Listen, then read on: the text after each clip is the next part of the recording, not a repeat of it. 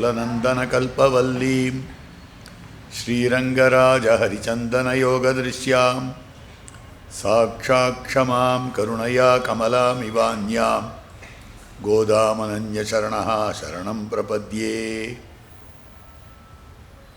ஸ்ரீ ஆண்டாள் அனுகிரகித்தருள் இருக்கக்கூடிய திருப்பாவியின் சாரார்த்தங்கள் வேதமனைத்துக்கும் வித்தாகவும் சொல்லப்படுகிறது. முக்கியமாக ஆச்சாரிய வைபவபரமாக இந்த உபன்யாசத்தொடரிலே முன்னோர்கள் காட்டியிருக்கக்கூடிய அர்த்தங்களை எல்லாம் சேர்த்து சேர்த்து அனுபவித்து கொண்டு வரும்படியான விஷயம். அந்த கிரமத்தில் ஆழ்வார்கள் பதின்மறை ஆண்டாள் நாச்சியார் தாம் எழுப்புகிறார் அப்படின்ற ஒரு அனுபவம் ரெண்டு மகாத்மாக்கள் காட்டி கொடுத்திருக்கிறார்கள்.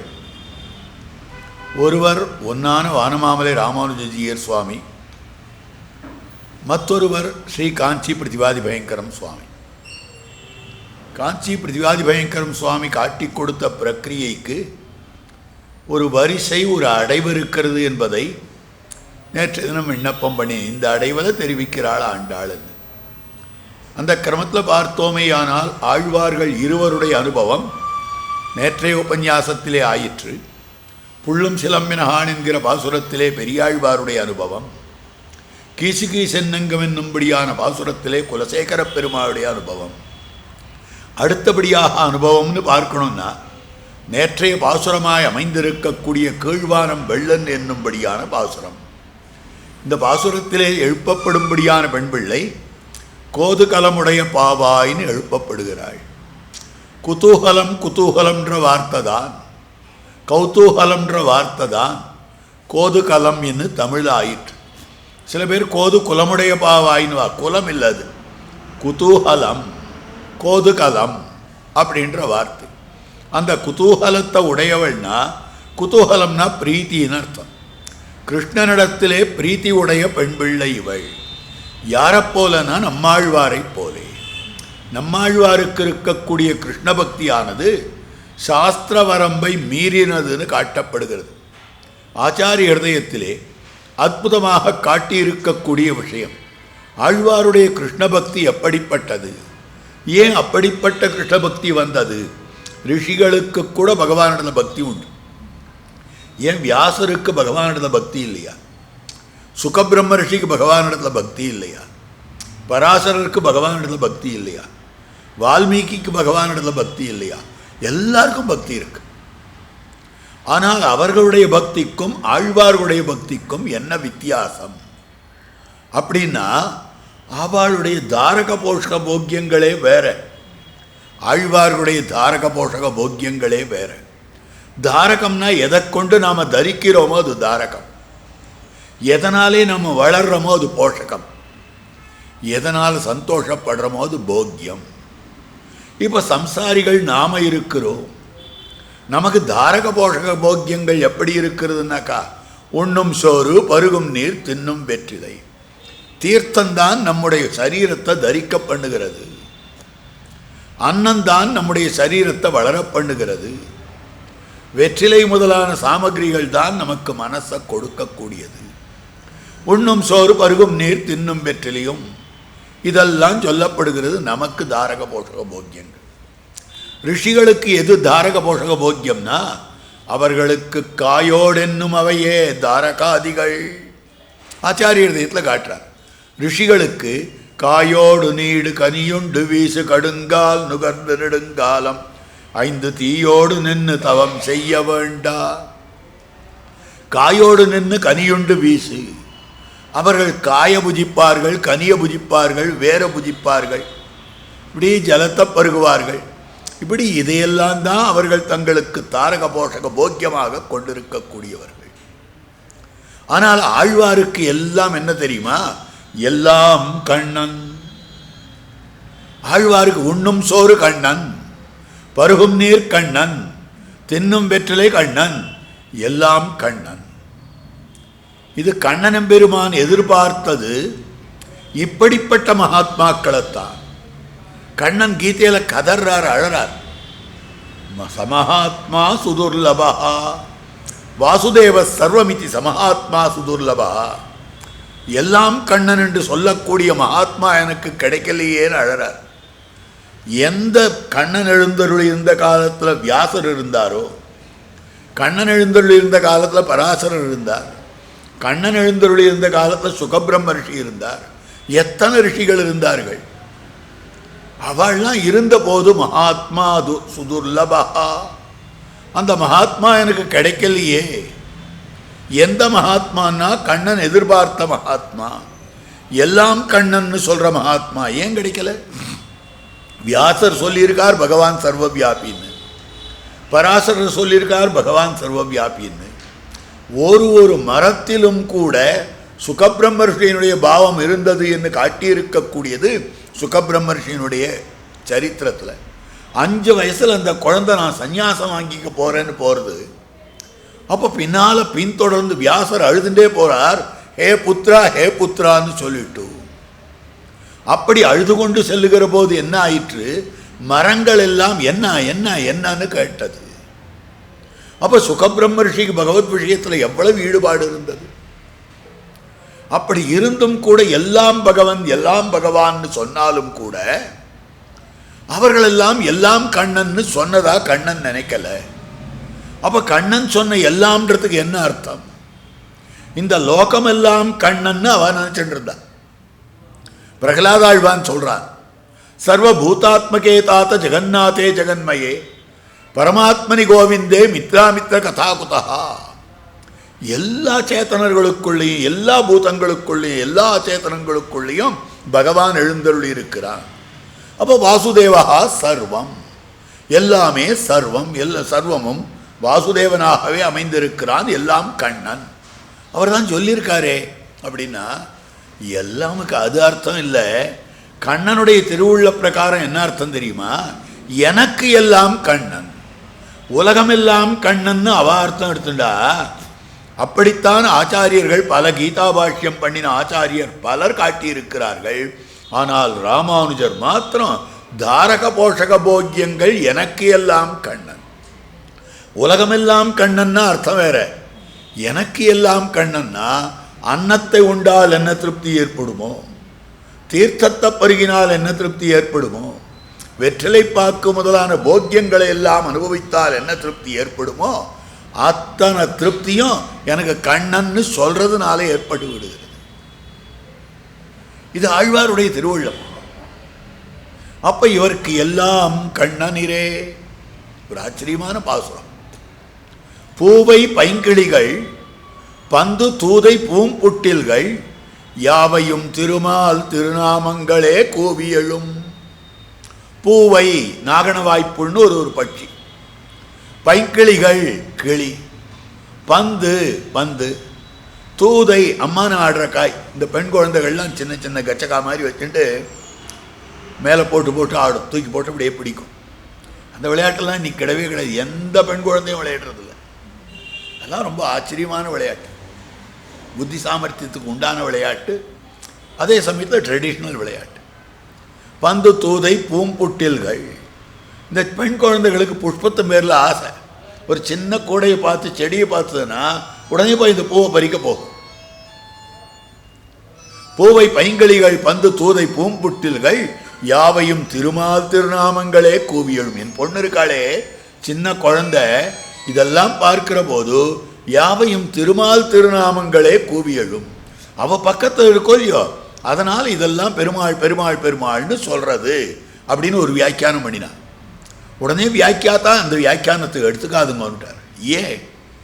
ஏன்னு கேட்டால் பட்சி பகவான் நாமம் சொல்லலாம், கிளி பகவன் நாமம் சொல்லலாம், பந்து எப்படி பகவன் நாமம் சொல்லும், அம்மானக்காய் எப்படி பகவன் நாமம் சொல்லும், பூக்கூடை எப்படி பகவன் நாமம் சொல்லும், பூம்புட்டில் அது எப்படி பகவன் நாமம் சொல்லும், சொல்லாது. அப்போ இந்த அர்த்தம் எடுத்துக்கொள்ள முடியாது. அப்போ என்ன சொல்லும்படியான வார்த்தை என்னால் பூவை பைங்கிளிகள் பந்து தூதை பூம்புட்டில்கள் யாவையும் திருமால் திருநாமங்களே. இந்த பெண் சொல்றா, பூவையை பார்த்தாலும் பெருமாளே அப்படின்றது, பந்தை பார்த்தாலும் என் பெருமாள் அப்படின்றது, தூதையை பார்த்தாலும் எம்பெருமாள்ன்றது, எந்த பட்சியை பார்த்தாலும் கிளியை பார்த்தாலும் பூக்குடையை பார்த்தாலும் பெருமாள் பெருமாள் பெருமாள். சம்பிரதாயத்தில் ரொம்ப ஆச்சரியமான விஷயம் என்னன்னா, அனுஷ்டானத்துக்கு உண்டான பாத்திரம், அதனுடைய வடிவமே கீழே தட்டையாக இருக்கும், ஆனால் டம்ளராக இருக்காது. அது ஒரு விதமான ஷேப்பில் இருக்க, நடுவில் கொஞ்சம் வளைஞ்சு அந்த மாதிரி இருக்கக்கூடியது. அதுக்கு என்ன பேர் ஸ்ரீ வைஷ்ணவா வச்சிருக்கா தெரியுமா? ராமானுசன். எம்பெருமானார் திருநாமத்தை வைத்த மாமுனிகளுடைய திருக்கை சொம்புக்கு ராமானுசன் திருநாமம். அப்போ அதே மாதிரி ஒவ்வொன்றையும் இந்த பெண் பிள்ளை திருமால் திருமால் திருமால்னு சொல்றா. ஒரு அர்த்தம் காட்டினார். ரெண்டாவது, பூவை பைங்களிகள் பந்து தூதை பூம்புட்டில்கள் யாவையும் திருமால் திருநாமங்களே கூவியழும். பந்தை வச்சுட்டு விளையாடினால் என்ன சந்தோஷமோ அந்த சந்தோஷம் திருமால்னு சொன்னா இவளுக்கு வருது. கிளியோட பொதுபோக்கினால் என்ன சந்தோஷமோ அந்த சந்தோஷம் இந்த பெண் பிள்ளைக்கு தான் திருமால்னு சொன்னா வருது. அப்போ பகவான் நாமத்தை சொன்னாலேயே அத்தனை சந்தோஷப்படும்படியான பெண் பிள்ளையாக அமைந்திருக்கிறாள். அப்போ ரிஷிகளுக்கெல்லாம் அப்படி இல்லையே, ஆழ்வாருக்கு மாத்திரம்தான் இருக்கு. அதனால ஆழ்வார் எல்லாம் கண்ணன் எல்லாம் கண்ணன் சாதித்தாரே, ஆனால் அதுக்கு அர்த்தமே அற்புதமாக அமைந்திருக்கிறது. எனக்கு எல்லாம் கண்ணன் வாசுதேவா மம சர்வம். அவர்களுக்கு காயோடு என்னும் அவையே தாரகாதிகள், இவருக்கு எல்லாம் கண்ணனிரே அப்படின்னு காட்டி கொடுத்திருக்கக்கூடிய அழகான திருவாக்கு அமைந்திருக்கு. இதுக்கு அடுத்தபடியாக பார்ப்போமேயானால் அவர்கள் எப்படிப்பட்டவர்கள், இவ எப்படிப்பட்டவர்னா, தர்மவீர் யஜானத்தாலே தெளிந்த கிருட்டராய் மேலே மேலே தொடுப்பாரை போலே. பிரம்மாவனுடைய பிரசாதத்தால, பிரம்மாவனுடைய அனுகிரகத்தால ஞானம் பெற்றவராய் அமைந்திருக்கக்கூடியவர் வால்மீகி பகவான்.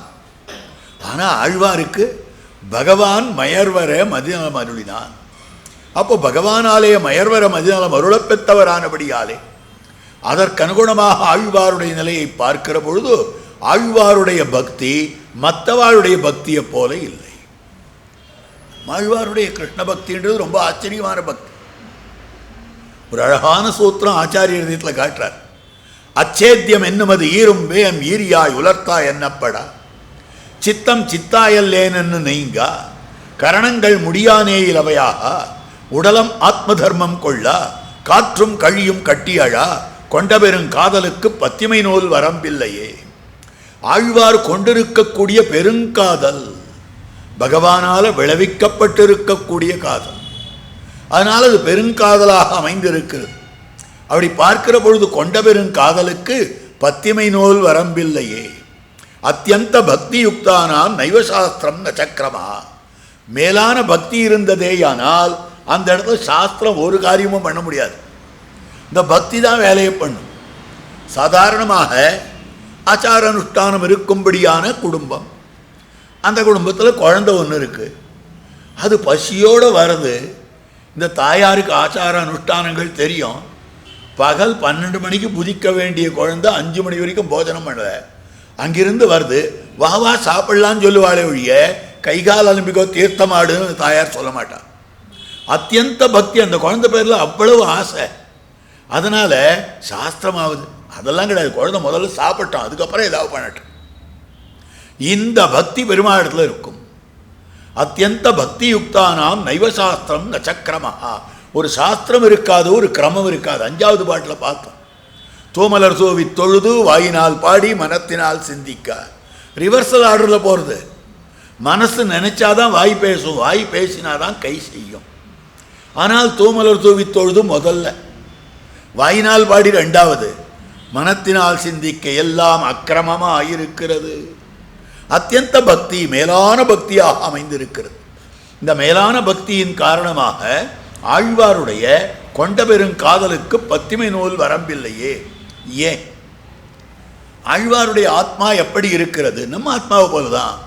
ஆத்மாக்கள் எல்லாம் ஏகாகாரமாயிருக்கிறது. இது ஒரு பெரிய பிலாசபி. இதுக்கு பேர் தான் ஜீவாத்வைத்தம்னு பேர். அத்தனை ஜீவர்களும் ஒரே மாதிரியாக அமைந்திருக்கிறார்கள். ஜடபரதர் அவர் ரகுகணனுடைய பல்லக்க தூக்கிட்டு போயிட்டு இருக்கார். அவர் போகச்சே திடீர்னு ஒரு இடத்துல எகிருவார், ஒரு இடத்துல தழைவார். இது மேலே பல்லக்கில் உட்கார்ந்துருக்கிற இந்த ராஜா ரகுகணன்றவனுக்கு அவ்வளவு துக்கம். திடீர்னு ஒரு குதி குதிச்சா பல்லக்கு அந்த தண்டிகையில் அவன் தலைப்படும், எப்படி இருக்கும்? நமக்கு சடன் பிரேக் போட்டால் என்ன ஆறுது, அந்த மாதிரி ஆயின்னு இருக்கு. உடனே பல்லக்கை நிறுத்தி சொல்லிட்டான், நீ என்ன சவமா, நீ என்ன பிரேத்தமா, என்ன நினச்சிட்டு இருக்க நீ இந்த மாதிரி பண்ணுற அப்படின்னதும் அந்த ரகுகணன்ற ராஜா எங்கே போயிட்டு இருந்தான்னா கபில மகர்ஷியை போய் பார்க்கணும், அவரிடத்துல ஞானோபதேசம் பெற வேண்டும் அப்படின்றதுக்காக புறப்பட்டு போய்கொண்டிருக்கிறார். அந்த சமயத்தில் தான் பல்லக்கு தூக்குறதுல ஒருத்தனுக்கு ஜுரம் வந்துடுச்சு. அதனால் வேறு யாராவது ஆள் இருக்காளான்னு பார்த்தா, ஆஹா இவர் நன்னா அழகாக இருக்கார், பார்க்கறதுக்கு நல்ல புஷ்டியாக இருக்கார், இவர் ஒருத்தரே பல்லக்க தூக்குற சாமர்த்தியம் படைத்தவர், இவரை வச்சுக்கலாம்னு சொல்லிட்டு அவர் கூட்டின்னு வந்துட்டார். அவர் காட்டில் இப்படி சஞ்சரிச்சுட்டு ஞானயோக நிஷ்டர் பைத்தியக்கார மாதிரி இருக்கிறவர். சரின்னு தோளில் தூக்கி தண்டிகையை வச்சா தூக்கின்னு போயிட்டுருக்கார். அப்போ தான் இத்தனை கோலம் வந்தார், அவர் இத்தனை சிரமப்படுத்தினார். அவனால் தாங்க முடியல, நிறுத்திட்டு வைய ஆரம்பிக்கிறான். ராஜா நீ மேலேயும், நீ ராஜாவும் இல்லை நான் பிரஜையும் இல்லை, நீ மேலே உட்கார்ந்துருக்கிறவன் இல்லை நான் கீழே இல்லை, பூமி என்ன தாங்கிறது, நான் பல்லக்கை தாங்கிறேன், பல்லக்கு உன் சரீரத்தை தாங்கிறது, உன் சரீரத்துக்குள்ள ஒரு ஆத்மா இருக்குது அப்படின்னு இந்த மாதிரி சொல்ல ஆரம்பித்தார். ராஜாவுக்கு முதல்ல ஒன்றும் புரியல, அப்புறம் கொஞ்சம் கொஞ்சமாக புரிஞ்சுது. பல்லக்க விட்டு குதிக்கிறான், சேவிக்கிறான். நான் எந்த கபில மகர்ஷியை தேடிட்டு வரணும், அவர் நீர் தான் போல இருக்கே. எவ்வளவு அழகாக சொல்கிறேன். அப்போ உபன்யாசம் பண்ணுறார் அவர். வேணுரந்திர விபேதேன பேதா ஷட்ஜாதி சங்கீதம். ஒரு புல்லாங்குழலில் பலவிதமான ஸ்வரங்கள் வருது. எப்படி வருது அப்படின்னா, காற்று ஒன்று தான், ஆனால் இந்த ரந்திர பேதத்தாலே, துளையினுடைய வேறுபாட்டாலே புல்லாங்குழலில் இருக்கக்கூடிய துளையில் ஒன்று ஷட்ஜம் சொல்கிறது, ஒன்று மத்தியமம் சொல்கிறது, ஒன்று காந்தாரம் சொல்கிறது, ஒன்று தெய்வத்தம் சொல்கிறது. அப்போ இந்த துளையின் பேதத்தாலே காற்று ஒன்றாயிருந்தாலும் ஷட்ஜம் முதலான ராகங்கள் வேறுபடுகின்றன, ஸ்வரங்கள் வேறுபடுகின்றன. அதே மாதிரி சரீர பேதத்தால் வெவ்வேறு ஆத்மானு தோத்துறதை ஒழிய எல்லா ஆத்மாக்களும் ஒரே மாதிரி இருக்கக்கூடியது அப்படின்னு தெரிவித்திருக்கக்கூடிய விஷயம். அப்போ ஆழ்வார் திருமேனியில் இருக்கிற ஆத்மாவும் நம்ம சரீரத்தில் இருக்கக்கூடிய ஆத்மாவும் ரிஷிகள் திருமேனியில் இருக்கக்கூடிய ஆத்மாவும் ஒன்று தானே. ஆனாலும் கூட ஆழ்வாருடைய ஆத்மா விலட்சணமாகிவிட்டது, நம்ம ஆத்மாவை போல இல்லை. கீதாச்சாரியன் ஆத்மாவுக்கு லட்சணம் சொல்லும்படியான விஷயத்திலே அற்புதமாக காட்டுகிறார் பகவத்கீதையினுடைய ஆரம்பத்திலேயே. அர்ஜுனா இவாளெல்லாம் கொல்றேன்னு நீ நினச்சிருக்கியா? யாரையும் உன்னால் கொல்ல முடியாது.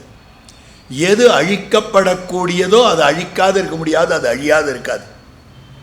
எது அழியாததோ அது ஆறு நினைச்சாலும் அழியாது.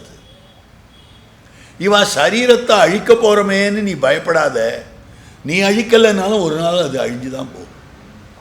ஜாதசிஹி துருவோ மிருத்யுஹோ மிருதம் ஜன்ம மிருதஸ்யச்சா துருவம் ஜன்ம மிருதஸ்யச்சா தஸ்மாத் அபரியாரியர்த்தே நத்வம் சோச்சித்து மருகசி. நீ அதுக்காக சோகப்படாத அர்ஜுனா அப்படின்னெல்லாம் உபதேசம் பண்ணி வர ஆரம்பிக்கிற. அப்படி ஆரம்பிக்கச்சே இந்த ஆத்மா இருக்க எப்படிப்பட்டது தெரியுமா? நீ அழிக்கணும்னு நினைச்சாலும் அழியாது. அச்சேத்யோயம், ரெண்டாக பிளக்கணும் ஆத்மாவைன்னு பார்த்தா அது பிளக்க முடியாது, அணுபதார்த்தமாக இருக்கக்கூடியது. அதாஹ்யோயம், இந்த ஆத்மாவை நெருப்பில் போட்டு கொளுத்து விடலாமா? சரீரத்தை கொளுத்து விடலாம், ஆத்மாவை அந்த மாதிரி பண்ண முடியாது. அக்லேத்யா, சரீரத்துக்கு நிறைய ஜலத்தை கொட்டி நினைக்கலாம், ஆனால் ஆத்மாவை நினைக்க முடியாது.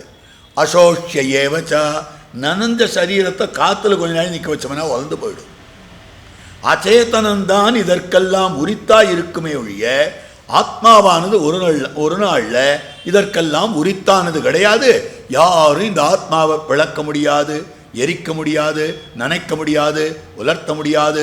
நைனம் சிந்தந்தி சஸ்திராணி நைனம் தகதி பாவகா நச்சைனம் கிளேதயந்தியாப்போ நசோஷயதி மாருதா. சஸ்திரங்களை கொண்டு இந்த ஆத்மாவை நாம் பிளக்க முடியாது, நெருப்பை கொண்டு இந்த ஆத்மாவை எரிக்க முடியாது, ஜலத்தை கொண்டு ஆத்மாவை நனைக்க முடியாது, காத்தை கொண்டு உலர்த்த முடியாது. நசோஷயதி மாருதா. ஆழ்வார் தெரிவிக்கிறார். ஈரும் வேம் ஈரியாயுலர்த்தா என்னப்படா. அச்சேத்தியம் என்னும் அது ஈரும் வேம் ஈரியாய் உலர்த்தாய் என்னப்படா. அற்புதமான வார்த்தையாக அமைந்திருக்கு.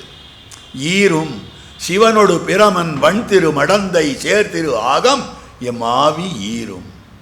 பரமசிவனார், பிரம்மா, ஸ்ரீ மகாலட்சுமி நாச்சியார் மூவருக்கும் இடம் கொடுத்திருக்கும்படியானதாக அமைந்திருக்கக்கூடிய அந்த திருமேனி, இத்தனை பேருக்கும் தன் திருமேனியில பகவான் இடம் கொடுத்துருக்கானே, என்ன சௌசீல்யம், என்ன சௌசீல்யம். நினைச்சு பார்த்தேன். என் ஆவி ஈரும். ஆவினா ஆத்மா. ஆத்மா ஈரும்னா ரெண்டா போயிடுறது. ரெண்டா பிளக்கிறதுக்கு ஈரும். அதாவது ஈரும்னாக்கா சாதாரணமாக சொல்கிறது உண்டு. இந்த நெத்திக்கு நாம் இட்டுக்கிறோமோ இல்லையோ, அதுக்கு ஒரு குச்சி வச்சுருக்கோம். அதுக்கு பேர் ஈர்க்குன்னு பேர். ஏன் அதுக்கு ஈர்க்குன்னு பேர் அப்படின்னா, அந்த நாளில் தையல் இலையில தான் எல்லாரும் புஜிப்பார்கள். எல்லா ராத்திலையும் சில மரங்கள் இருக்கும். அதுலேருந்து தினமும் ஒரு 10 இலை தைச்சி வச்சுப்பா. அது எல்லாரும் புஜிக்கிறதுக்குன்னு. அதுக்கு என்னென்னா, இந்த விளக்கு மாற்று குச்சி இருக்க பூந்தொடப்பம்னு சொல்லுவோம். அதை ரெண்டாக கிழித்து பாதி பாதி தான், அதாவது அதனுடைய பாதி பாகம் பிளக்கப்பட்ட பாகத்தை வச்சு அதை தெப்பா. இரண்டாக அதை இழுத்தால் ரெண்டாக பிளக்கிறதோ இல்லையோ, அதனால் ஈரும், அதனால் ஈர்க்கு. அதுக்கு பேர் ஈர்க்குன்னு பேர். அந்த மாதிரி இருக்கக்கூடிய என்னுடைய ஆத்மாவானது ஈரும். சிவனோடு பிரமன் வன் திரு மடந்தை சேர் திருவாகம் எம் ஆவி ஈரும். அந்த திருமேனியை நினைக்கிறேன், அவனுடைய சௌசீல்யத்தை நினைக்கிறேன். என்னுடைய ஆத்மா ரெண்டாக பொழந்துடுறது. கீதாச்சாரியனுக்கு இது எதிர்கேள்வி. இது என்னமோ பிளக்க முடியாத ஆத்மாவன்னு சொன்னியே, என் ஆத்மா பொழந்து போச்சு பத்தியா அப்படின்னு கீதாச்சாரியனுக்கு ரிஜாயிண்டர் கொடுக்குறார் ஆழ்வார். அச்சேத்தியம் என்னும் அது ஈரும் வேம். அடுத்தது ஆத்மாவை எரிக்க முடியாதுன்னு சொன்னீரே. வேமெமது உயிரழல் மெழுகுலுக்கே. என்னுடைய உயிர் அழல் மெழுகை போலே, அழலிலே இருக்கக்கூடிய நெருப்பிலே இட்ட மெழுகினை போலே வெந்து போகிறது, எரிஞ்சு போகிறது. நெருப்பில் மெழுக்க போட்டோமேனால் இன்னும் எரியும். ஃபேட்டி சப்ஸ்டன்ஸ் தானே, ஆயில் தானே அது. வேம் எமது உயிரழல் மெழுகிலுக்கே. அப்போ கீதாச்சாரியன் சொன்ன வார்த்தை எரிக்க முடியாதுன்னு சொன்னார், அதாக்கியோயம்னு சொன்னார். ஆனால் இது எரிக்க முடியக்கூடியதாக அமைந்திருக்கிறது என்னுடைய ஆத்மா. ஏன்னா பகவத் பக்தியினாலே, பகவானிடத்தில் இருக்கிற ஈடுபாட்டினாலே, அந்த பகவான் கிடைக்காதபடியாலே ஆழ்வார் தெரிவிக்கிற வார்த்தை வேமெமது உயிரழல் மெழுகிலுக்கே. ஈரியாய். அடுத்தது, என் பொண்ணு எப்படி இருக்கா தெரியுமா? தாயார் சொல்கிற, ஆழ்வாருடைய தாயார், என்னுடைய பெண் பிள்ளை எப்படி இருக்கா தெரியுமா? காரியம் நல்லன களவை காணில் என் கண்ணனுக்கென்னு ஈரியாய் இருப்பாள். லோகத்தில் நல்ல வஸ்துக்கள் எதை பார்த்தாலும் என் கண்ணனுக்கு ஆழ்வாருடைய திருவுள்ளம். எந்த வஸ்துவை, நல்ல வஸ்துவை பார்த்தாலும் எங்கள் பரதனுக்குன்னு தூக்கி தூக்கி வச்சுப்பானா தசரதன், ராமன் எல்லாம். யாராவது நல்ல வஸ்துக்களாக கொண்டு வந்து கொடுத்தார்களே, ஆனால் இது எங்கள் பரதனுக்கு. அந்த மாதிரியாக ஆழ்வார் ஏதாவது நல்ல வஸ்துவை பார்த்தால், எப்படிப்பட்ட வஸ்துக்கள், நிறைய ஜுவல்லரி ஷாப் இருக்குது, அதில் நிறைய ஹாரங்கள்லாம் இருக்குது, நகைகள்லாம் இருக்குது, கங்கணம் கையுரமெல்லாம் இருக்குது. இதெல்லாம் பார்த்த உடனேயே இதெல்லாம் பெருமாளுக்கு சாத்தணும், இதெல்லாம் பெருமாளுக்கு சாத்தணும் அப்படின்னு ஆழ்வார் நினைப்பார். இங்கே கொஞ்சம் தள்ளி போனோம்னா வரிசையாக பூக்கடை நிறைய இருக்குது, நிறைய புஷ்பங்கள் இருக்குது. அந்த புஷ்பத்தை பார்த்ததும் என்ன சொல்லணும்? நம்ம நரசிங்க பெருமானுக்கு சாத்தணும், வேணுகோபால கிருஷ்ணனுக்கு சாத்தணும், அங்கே இருக்கிற டெம்பிள் ஸ்ட்ரீட்டில் இருக்கிற நரசிம்மருக்கு சாத்தணும் அப்படின்னு நமக்கு நினைவு வரணும். ஒருத்தர் சொன்னார், சுவாமி அதெல்லாம் எனக்கு நினைவு வருதில்லை சுவாமி, எல்லாத்தையும் எங்கள் ஆற்று மாமி கொண்டு கொடுக்கணும். இவ்வளவு புஷ்பம் அழகாக இருக்கே, என் பத்தினிக்கு கொண்டு போய் கொடுக்கணும். இந்த மாலை இவ்வளவு ஹாரம் ரொம்ப நன்னா இருக்கே, அதை பத்தினிக்கு கொண்டு கொடுக்கணும் அப்படின்னு தோத்தும்படியானது. நீ கொடுக்கறது அவளுக்கு கொடு, தப்பு இல்லை, நினைக்கிறதையாவது பெருமாளுக்குன்னு நினைய. கள்ளார் துழாயும் கனவளரும் குவிளையும் முள்ளார் முளரியும் ஆம்பலமும் கண்டக்கால் புள்ளாயோர் ஏனமாய் புக்கிழந்தான் பொன்னடிக்கென்னு உள்ளாதார் உள்ளத்தை உள்ளமாக் கொள்ளோமே. நினைக்கணும், இதெல்லாம் எம்பெருமானுக்குன்னு நினைக்க வேண்டும். ஆழ்வார் இப்படிதான் நினைக்கிறார். காரியம் நல்லன களவை காணில் என் கண்ணனுக்கென்று ஈரியாயிருப்பாள். நல்ல வஸ்துக்களை பார்த்தால் இது என் கண்ணனுக்கு. நாள் முன்னால் திருமலையில் ஒரு ஜீயர் சுவாமி எழுந்தருள் இருந்தார். கோவிந்தராஜனுடைய உற்சவம். வீதியில் கோவிந்தராஜன் எழுந்தொழுகிறார். அந்த வீதினா கடைவீதி வழியாகவும் எழுந்தொழுகிறார். அந்த கடைவீதியில் ஒரு இனிப்பு கடை, ஸ்வீட் ஸ்டால். அது நன்னா அழகாக அடுக்கி வச்சுருந்தான், பலவிதமான ஸ்வீட்ஸ். நன்னா லைட்டும் போட்டு வச்சுருந்தான், அது நன்னா வெளிச்சம் போட்டு வச்சுருந்தான். இப்படி பார்த்தார் அந்த ஜீயர் சுவாமி. கோஷ்டியில் முன்னால் எழுந்தருளி கொண்டிருக்க திடீர்னு திரும்பினார். எல்லாத்தையும் பெருமாள் கனம் செய்ய ஆரம்பிச்சுட்டார். காரியம் நல்ல நகலவகான, என்ன சுவாமி இப்படி பண்ணுறீன்னா, பார்க்கச்சே இவ்வளோ அழகாக இருக்குதுடா, அது நன்னா இருக்கும், நாம தான் சாப்பிடக்கூடாது, வழி அவன் சாப்பிடக்கூடாதோ, அவன் உலகமுண்ட பெருவாயனாச்சே, அவனுக்கு அம்சை பண்ணிட்டேன். எந்த இடத்துல பழம் பார்த்தாலும் அப்படியே மானசிகமாக பெருமாளுக்கு அம்சை பண்ணிடுவேன். அதுவும் நம்ம வீதிகளில் நிறைய பழங்கள் இருக்கு. காரியம் நல்லன கலவை காணில் என் கண்ணனுக்கென்று ஈரியாயிருப்பாள். நல்ல நல்ல வஸ்துக்களை பார்ப்போமேயானால் கண்ணனுக்கு என்ன அப்படி ஆர்திரத்தையை அடையும்படியான ஒரு நிலை. அப்போ ஆழ்வாருடைய ஆத்மா எப்படி இருக்கிறதுன்னா ஜலமா உருகி போச்சான். நீராய் உருகுமென்னாவி நெடுங்கண்கள் ஊரார் உறங்கிலும் தான் உறங்கா, என் ஆவி நீராய் உருகும். அப்ப ஈரும் வேம் ஈரியாய் வேவாரா வேட்கை நோய் மெல்லாவி உள்ளுலர்த்தா. ஆழ்வாருடைய ஆத்மா உலர்ந்து போச்சுன்னு சொல்றார், குருத்துவற்றாக உலர்த்திற்று. அப்ப இந்த 4 இடத்தை பார்த்தா சாஸ்திர ரீதியான பக்தியா ஆழ்வாருடையது. கொண்ட பெருங்காதலுக்கு பத்திமை நூல் வரம்பில்லையே, அச்சேத்தியம் என்னுமது ஈரும் வேம் ஈரியாய் உலர்த்தா என்னப்படா. சித்தம் சித்தாய் அல்லேன் என்று நீங்கா. ஆழ்வாருடைய திருவுள்ளமானது, ஆழ்வாருடைய சித்தமானது சித்தாய் அல்லேன் என்று நீங்கா. உமக்கு நான் இருக்க மாட்டேன், உம்மோட கூடவே இருக்க மாட்டேன் அப்படின்னு புறப்பட்டு போயிடுதான். யானினி செய்வது என் நெஞ்சென்னை நின்னிடையே நல்லேன். நாம் இந்த சரீரத்தில் இருக்கிற வரைக்கும் நம்ம நெஞ்சு நம்மோட தான் இருக்கும். இதெல்லாம் மற்றவாளுக்கு. ஆழ்வாருடைய நெஞ்சு என்ன பண்ணித்து, உமக்குத்தான் பெருமாள் அனுகிரகம் பண்ணலையே, இனிமேல் எனக்கு இங்கே என்ன வேலை, உம்மோட நான் சந்நியாசம் ஆயினுட்டேன், சந்யஸ்தம்மையா சந்யஸ்தம்மையா சந்யஸ்தம்மையா எல்லாத்தையும் நான் விட்டுட்டேன், உம்மை விட்டுட்டேன் அப்படின்னு சொல்லிட்டு ஓடி போயிடுதான். அப்ப யானினி செய்வது என் நெஞ்சென்னை நின்னிடையே நல்லே நென்ன நீங்க.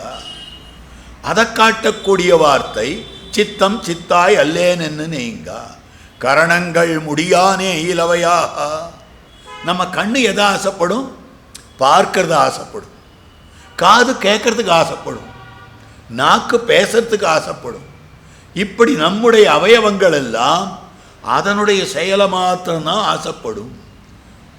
ஒருத்தர் ஒரு நாள் ராத்திரி முழுக்க தூங்கலைன்னா கண்ணு கஞ்சருதுன்னுவா. என்னன்னா தூங்குறதுக்கு கஞ்சருது.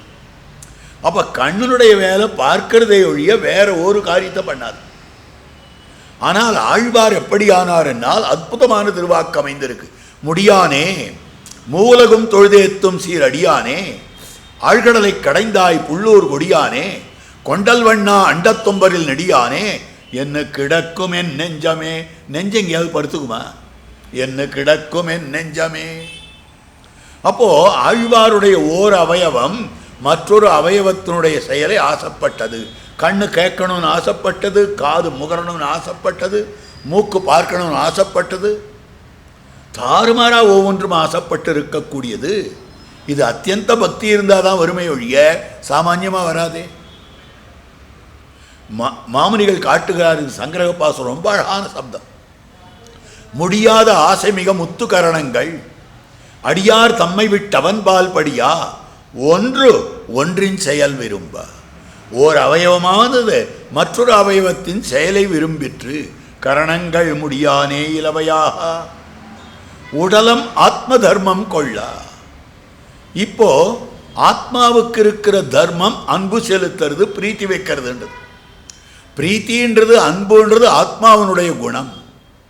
ஆனால் ஆழ்வாருடைய சரீரம் எப்படி இருந்தது தெரியுமா? ஆறாவமுதே அடியேன் உடலம் நின்பால் அன்பாயே. ஆறாவது பெருமானே, என்னுடைய உடலானது உன்னிடத்திலே அன்பு செலுத்துகிறது. சரீரம் எங்கேயாவது அன்பு செலுத்துமா? ஆத்மாதான செலுத்த வேண்டும். அப்போ இதெல்லாம் சாஸ்திர வரம்பு மீறினதாக அமைந்திருக்கிறது. அது ஆச்சரியமல்ல. காற்றும் கழியும் கட்டி அழா, காற்றும் கழியும் கட்டி அழா. ஆழ்வார் பெருமாளுடைய ஒரு அனுபவத்தை ஆசைப்பட்டார். அந்த அனுபவம் ஆழ்வாருக்கு கிடைக்கல. அந்த அனுபவம் கிடைக்காதபடியாலே என்ன பண்றார் அப்படின்னு தெரிவிக்கக்கூடிய வார்த்தை. நம்பியை தென் குறுங்குடி நின்ற அச்செம்பொனே திகழும் திருமூர்த்தியை ஒம்பருவானவர் ஆதியம் சோதியை எம்பிரானை என் சொல்லி மறப்பனோ. நம்பியை தென் குறுங்குடி நின்ற அச்செம்பொனே திகழும் திருமூர்த்தியை ஒம்பருவானவர் ஆதியம் சோதியை என் சொல்லி மறப்பனோ. திருக்குறுங்குடி நம்பி அனுபவிக்க வேண்டும்னு ஆசைப்பட்டார். அது கிடைக்கல. ஆழ்வார் ஒரு பெண்ணாக மாறிவிட்டார். பெண் பாவனையில் பாசுரம் பாட ஆரம்பிக்கிறார். அப்படி பெண் பாவனையில் பாசுரம் பாட ஆரம்பிக்கிற போது எப்படி பாடுறார்னா, அந்த எம்பெருமான் புறப்பட்டு போனானே, வரவில்லையே. எம்பெருமான் வியாபாரத்துக்குன்னு போனான், ஒரு தலைமகன் வியாபாரத்துக்குன்னு போனான், கப்பல் எடுத்துகிட்டு போயிருக்கான், திரும்பி வரணும், வரேன்னு சொன்ன நாளில் வரல. அதனால் ஆழ்வார் என்ன பண்ணாருன்னால், அந்த நாயகனான கண்ணன் பெருமானை எதிர்பார்த்து கொண்டு நேர கடற்கரைக்கு போகிறார். சாயங்கால வேளை ஒரு 5 மணி இருக்கும்.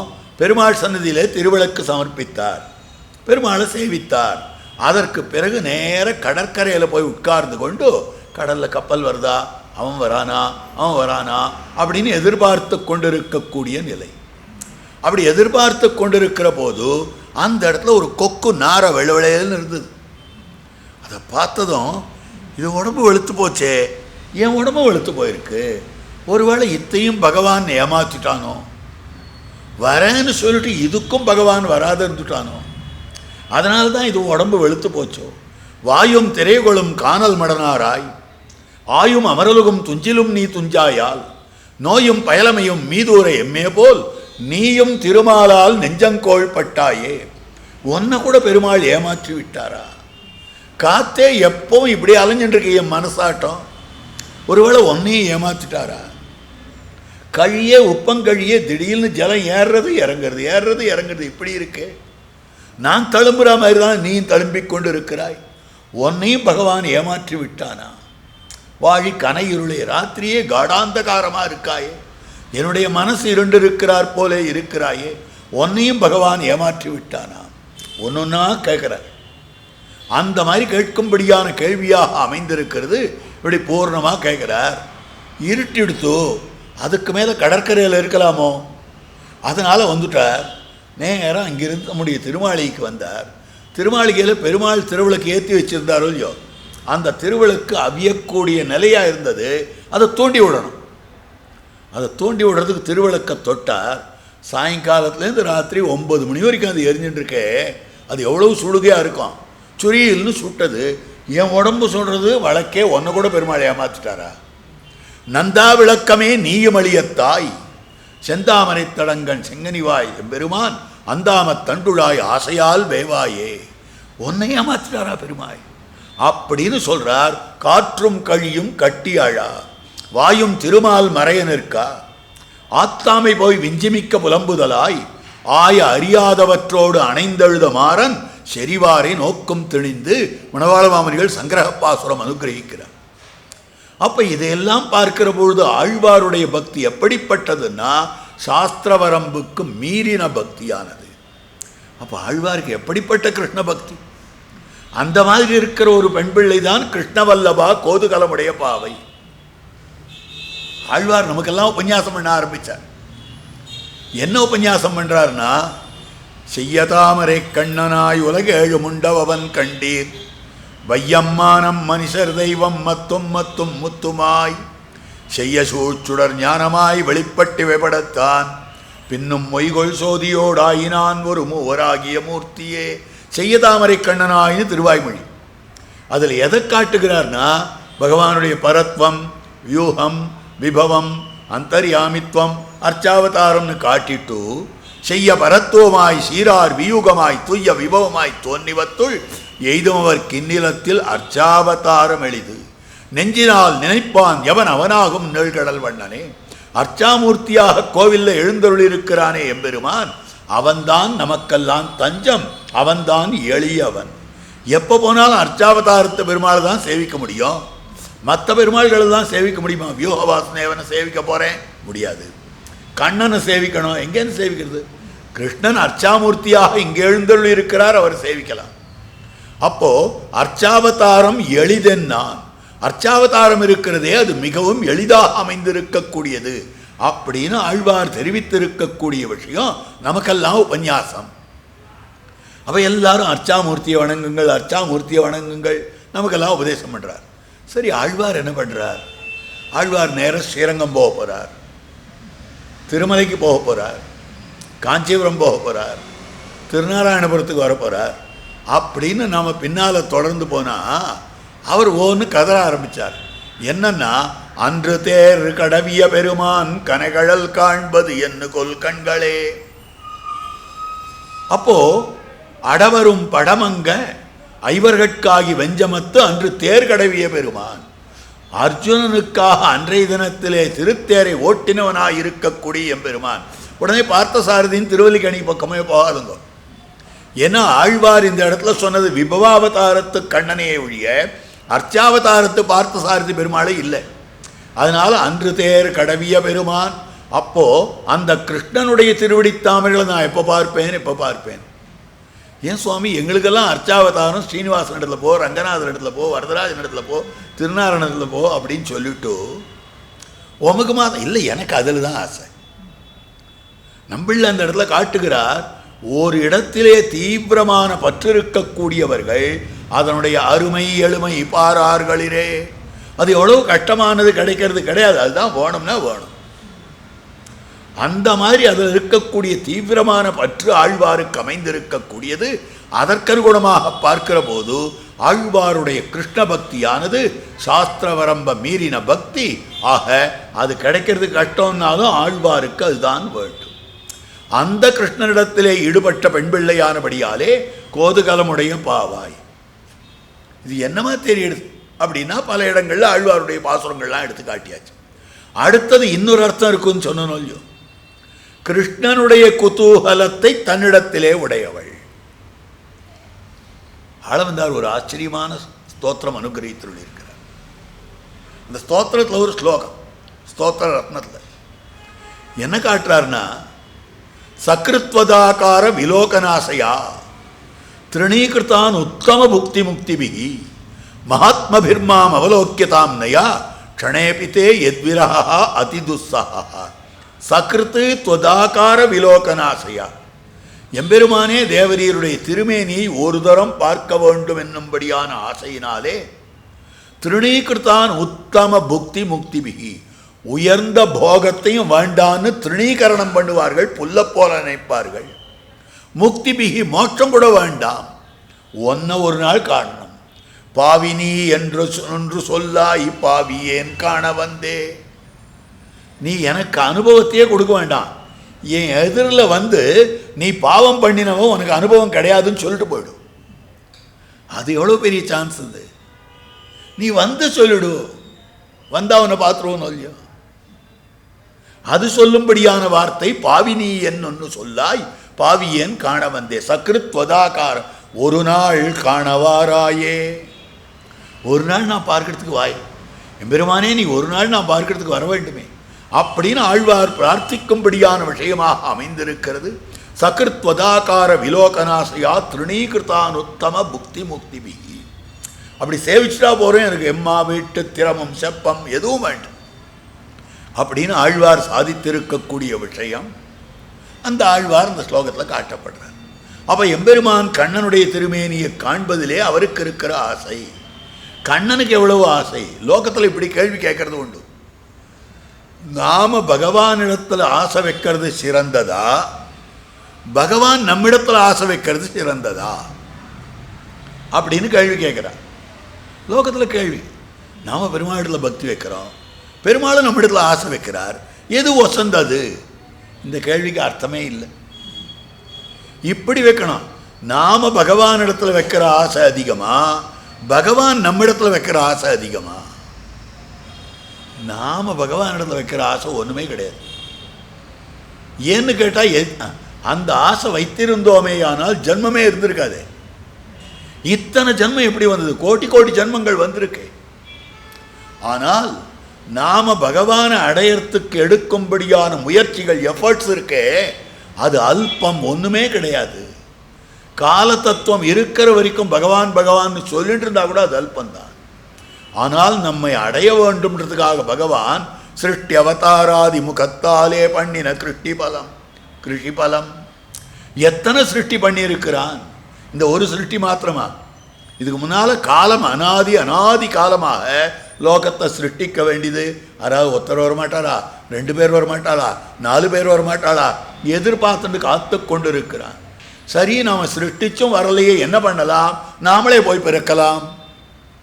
எத்தனை அவதாரங்கள் உயிரளிப்பான் என்னின்னை யோனியுமாய் பிறந்தாய் இமையோர் தலைவா மெய் நின்று கேட்டருளாய். அப்போ இந்த லோகத்தை எல்லாம் ரட்சிப்பதற்காக எம்பெருமான் எடுத்த அவதாரங்களுக்கு கணக்கே கிடையாது. அப்போ நாம் என்ன முயற்சி பண்ணணும்? பெருமாளை அடையணுன்றதுக்காக நாம் ஏதாவது முயற்சி பண்ணமா? எங்கேயோ 4 பேர் ரிஷிகள் யாகம் பண்ணா, ஹோமம் பண்ணா, தபஸ் பண்ணான்னா எத்தனை ஜனங்கள் இருக்கும்? எத்தனை கோடி ஜனங்கள் இருக்கிறார்கள்? எத்தனை இன்ஃபினிட்டின்னு சொல்கிறோமே அத்தனை இருக்கார்கள். நாமெல்லாம் ஒன்றுமே பண்ணலையே. ஆனால் நாம் கிடைக்க வேண்டும் என்பதற்காக எம்பெருமான் சோம்பாதி பல்லுருவையெல்லாம் படர்வி தவித்தா. சோம்பலே இல்லாமல் திருப்பி நாம் ஒன்று முயற்சி பண்ணுகிறோம், எஃபர்ட் எடுக்கிறோம். சரி, இது பண்ணுறதுக்கு வருதா அப்படின்னு ஒரு தரம் முடியலன்னா முதல் தரம் ஏதாவது விட்டு போச்சு, செகண்ட் டைம் வரும். செகண்ட் டைம் இல்லை, தேர்ட் டைமும் பண்ணுறோம்.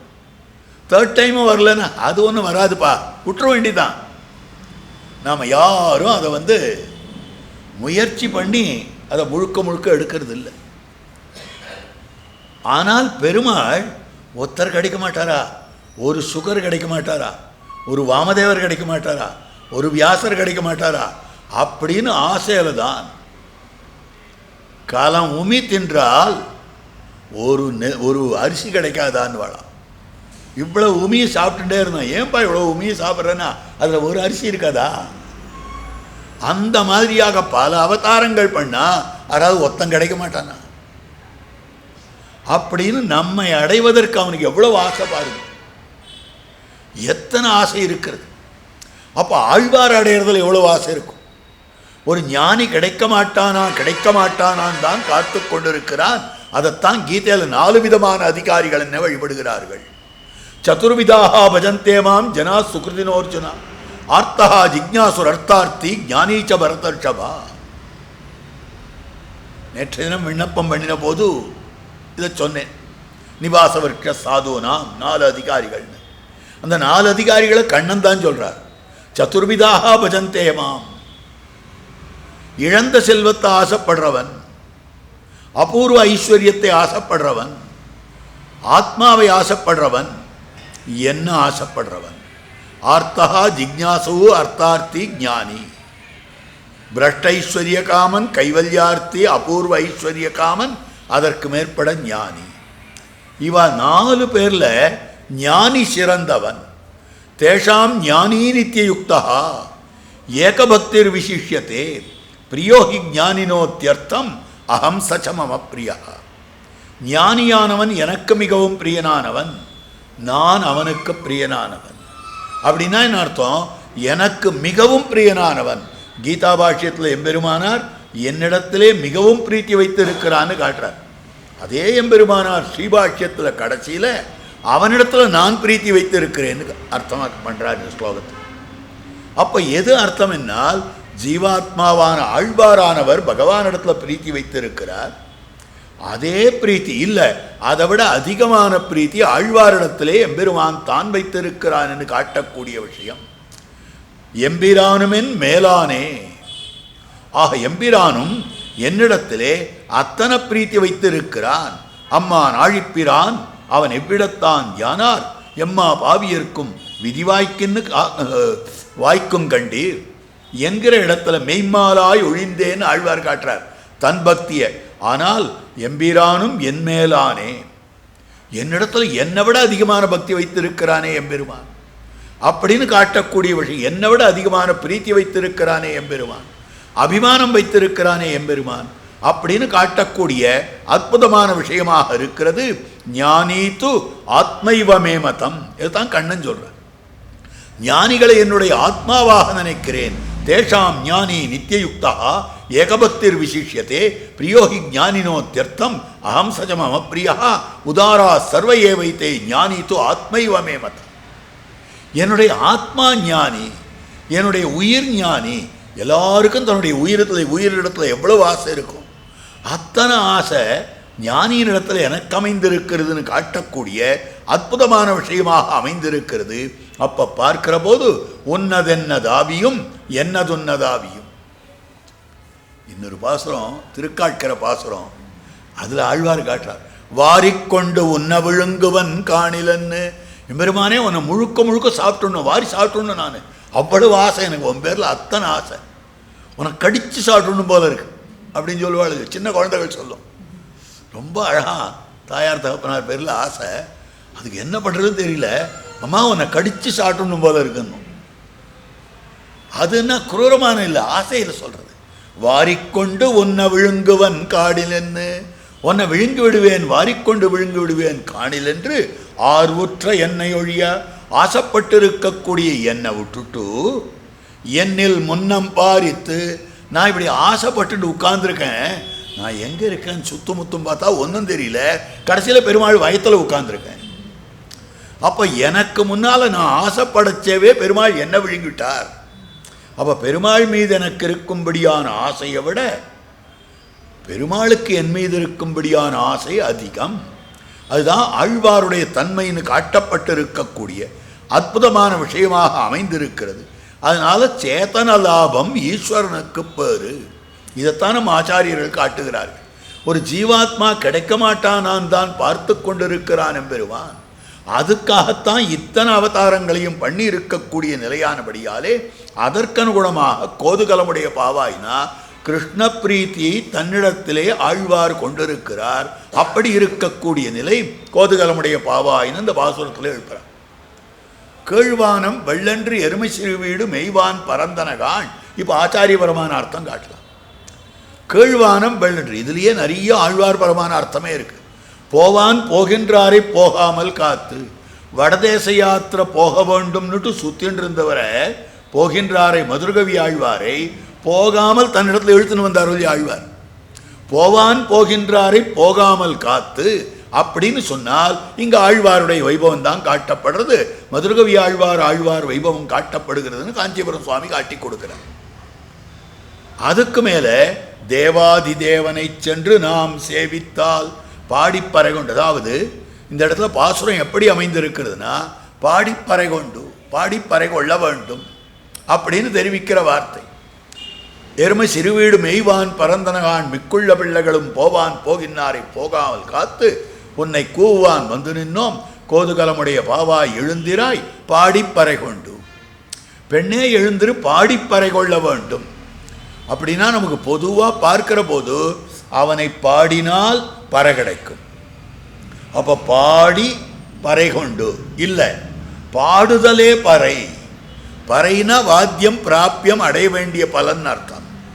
அடைய வேண்டிய பலன் எதுன்னா நாம் பஜனை பண்ணி அதனால் ஒரு பலன், நாம சங்கீர்த்தனம் பண்ணால் இதெல்லாம் கிடைக்கும்னு சொல்லியிருக்கோம். சங்கீர்த்திய நாராயண சப்த மாத்திரம் விமுக்த துக்கா சுகினோ பவந்து, அந்த மாதிரி பலன் கிடைக்கும்னு சொல்லலாம். பாடி பறை கொண்டு, பாடி அதனாலே கைங்கரியத்தை கொண்டு பாட்டுக்கு பலனாக கைங்கரியம் இல்லை, பாட்டே பலன்.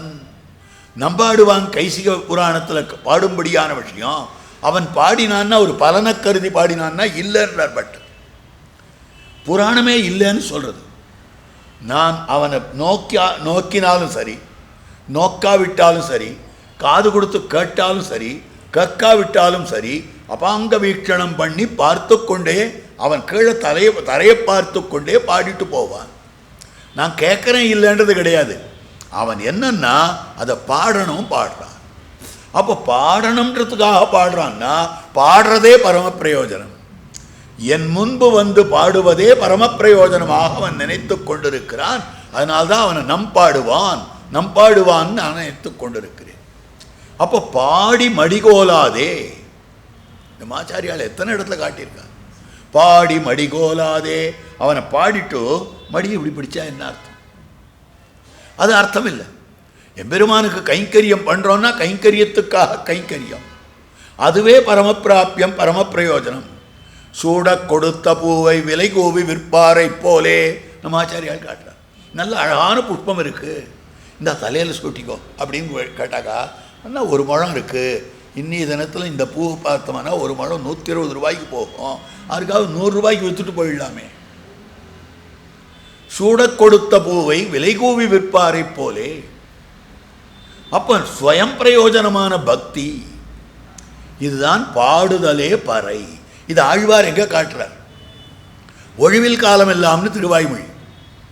அதில் ஆழ்வார் ஆசைப்படுறார், வழுவிலா அடிமை செய்ய வேண்டும் நாம், எந்த விதமான குறையும் இல்லாததான கைங்கரியத்தை அந்த திருவேங்கடமுடையானுக்கு பண்ணணும். உடனே என்ன பண்ணணும்? ஆழ்வார் திருநகரிலிருந்து புறப்பட்டு திருமலைக்கு எழுந்தருள வேண்டும் ஆழ்வார். ஆனால் எழுந்தருள் இருக்கிறது அந்த திருப்புலி ஆழ்வார் அடியிலேயே உட்கார்ந்துருக்கார். திருப்புலி ஆழ்வார் அடியில் உட்கார்ந்துன்னு திருவேங்கடமுடையான கைங்கரியம் பண்ணணும், அது கைங்கரியம் பண்ணணும்னா எங்கேருந்து பண்ணுறது? ஆனால் ஆசையோ அதிகமாக இருக்கு. உடனே திருவேங்கடமுடையான் ஆழ்வார் இடத்துல வந்து, ஆழ்வீர் நீர் எனக்கு கைங்கரியம் பண்ணலாம். எப்படி பண்ண முடியும்? நான் தான் ஜெகதாகாரனாய் இருக்கிறேன்,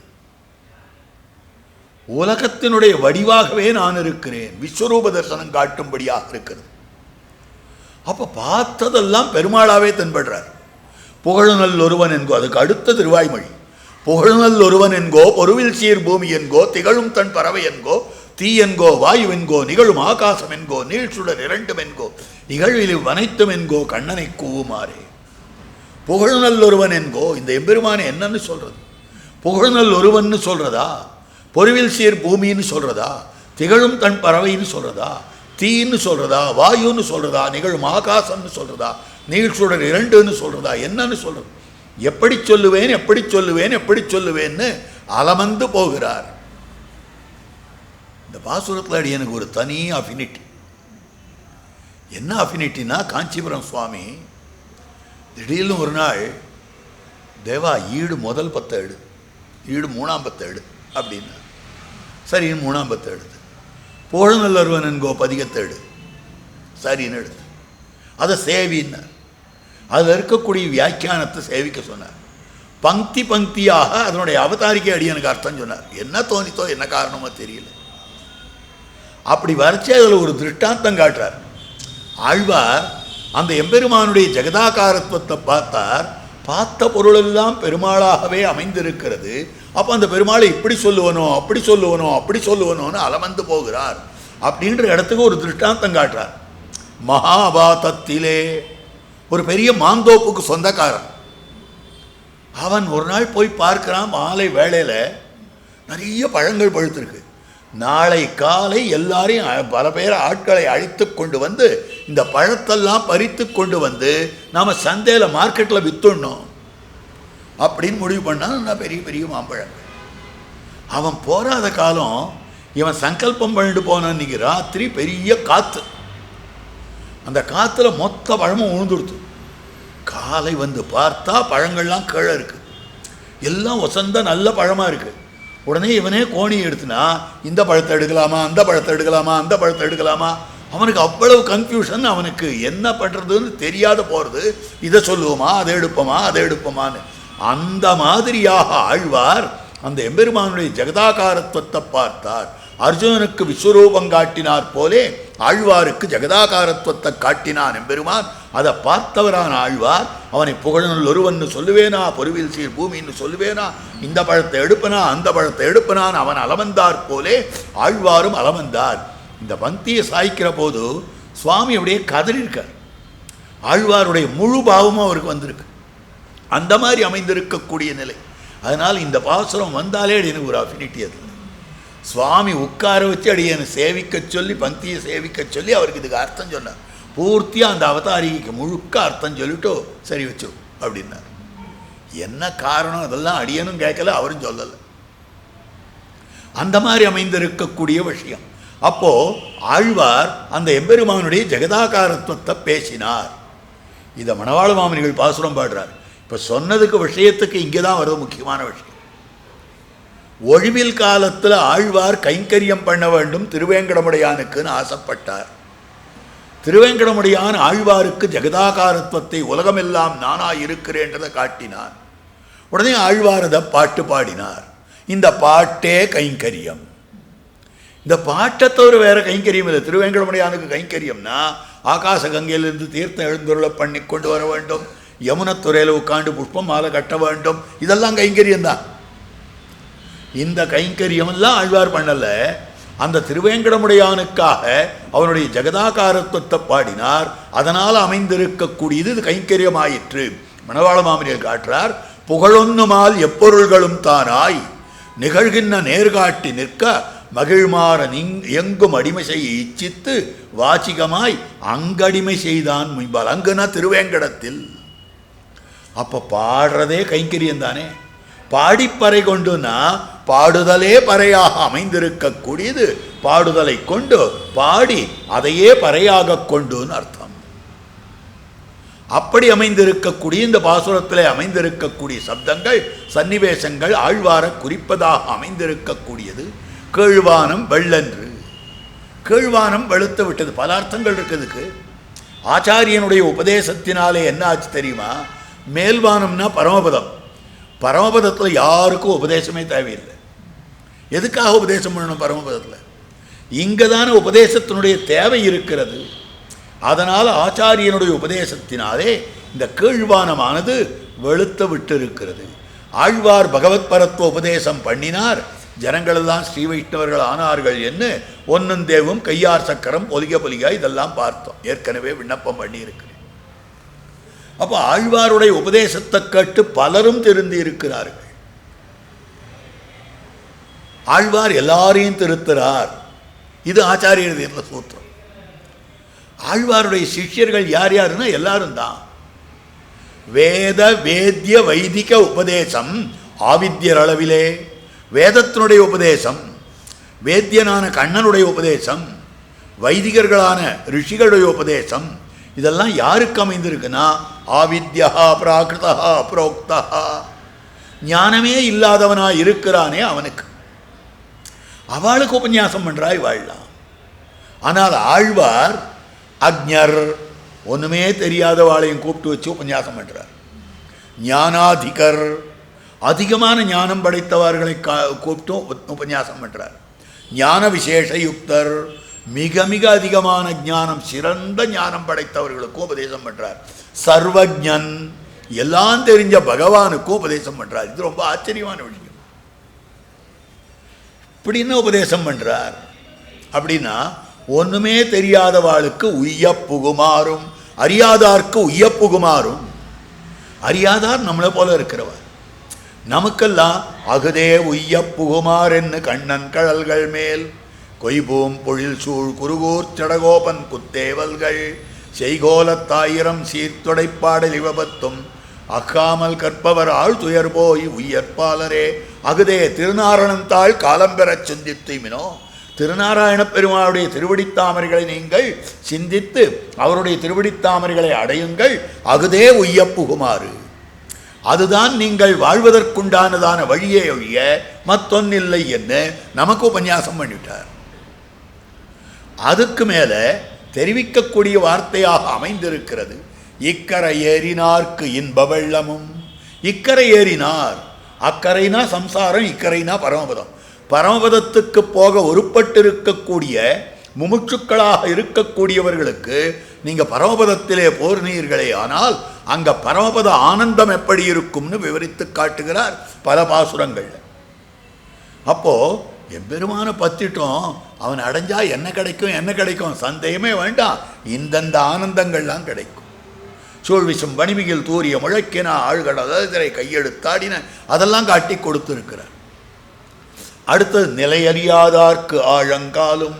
பெருமாடத்தில் ஈடுபடக்கூடிய பக்தியுக்தர்களாக, பெரும் பக்தியுக்தர்களாக இருக்கக்கூடிய ஆழ்வார்கள், முதலாழ்வார்கள் அவர்கள் தான். அவளை கூப்பிட்டு செஞ்சோர் கவிகாள். ஆழ்வார் கவிகாள்னு சொன்னா, கவின்னு சொன்னா யாருன்னா முதலாழ்வார்கள் மூவரும் செஞ்சோர் கவிகள். அப்படிதான் வியாக்கியானம் பண்ணியிருக்கார். காஞ்சிபுரத்தில் அட்டபுஜத்து பெருமாள் எழுந்தருள் இருக்கிறார் 8 திருக்கைகளோட. அவரை பார்த்தும் திருமங்கி ஆழ்வார் தெரிவிக்கிறார், செந்தமிழ் பாடுவார் தாம் வணங்கும் தேவரிவர்கொல். செந்தமிழ் பாடக்கூடிய தமிழ் பாசுரங்கள் பாடக்கூடிய முதலாழ்வார்கள் வணங்கும் பெருமாளோ இவர். தொட்டபடை எட்டும் தோலாத வெந்தியான் அட்டபயகரத்தான் அண்ணான்னு பேயாழ்வார் பாடின பெருமாள் அவர். அதனால அவர்களையெல்லாம் செஞ்சொற்கவிகாள் செஞ்சொற்கவிகாள்னு ஆழ்வார் அழைக்கிறார். செஞ்சொற்கவிகாள் உயிர்காத்தாட்சை மின். நீங்க உங்க பிராணனுக்கு கவச்சம் போட்டு அதுக்கப்புறம் பெருமாளுக்கு கைங்கரியம் பண்ண போங்க. என்ன கவச்சம் போட்டுக்கணும்? நீங்க எதுல வேணாலும் பெருமாளத்தில் ஈடுபடுங்க. சௌலபியத்தில் ஈடுபடுங்கோ, வாத்சல்யத்தில் ஈடுபடுங்கோ, சுவாமித்துவத்தில் ஈடுபடுங்கோ, சௌந்தரியத்தில் ஈடுபடுங்கோ. ஆனால் இந்த சௌசீல்யம்ன்ற குணத்தில் மாத்திரம் ஈடுபட்டு விடாதீர்கள். அதில் ஈடுபட்டால் அடிச்சுட்டு போயிடுவோங்கோ. செஞ்சொற்கவிகாள் உயிர் காத்து ஆட்சை மின். திருமாலிரும் சோலை வஞ்சக்கல்வன் மாமாயன் மாயக்கவியாய் வந்து என் நெஞ்சுமுயிரும் உள்கலந்து நின்னார் அறியா வண்ணம் என் நெஞ்சுமுயிரும் அவையுண்டு தானேயாக நினைந்தானே. அப்போ ஞான விசேஷ யுக்தர்கள் முதலாழ்வார்கள் அவளுக்கு உபன்யாசம் பண்ணுறார். அந்த உபன்யாசம் பெருசு இல்லை.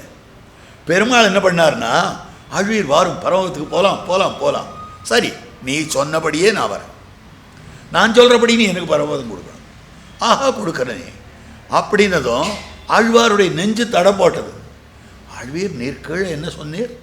நீணகரம் அதுவே திருவாரன் விளை. திருவாரன் விளை தான் எனக்கு முக்கியம்.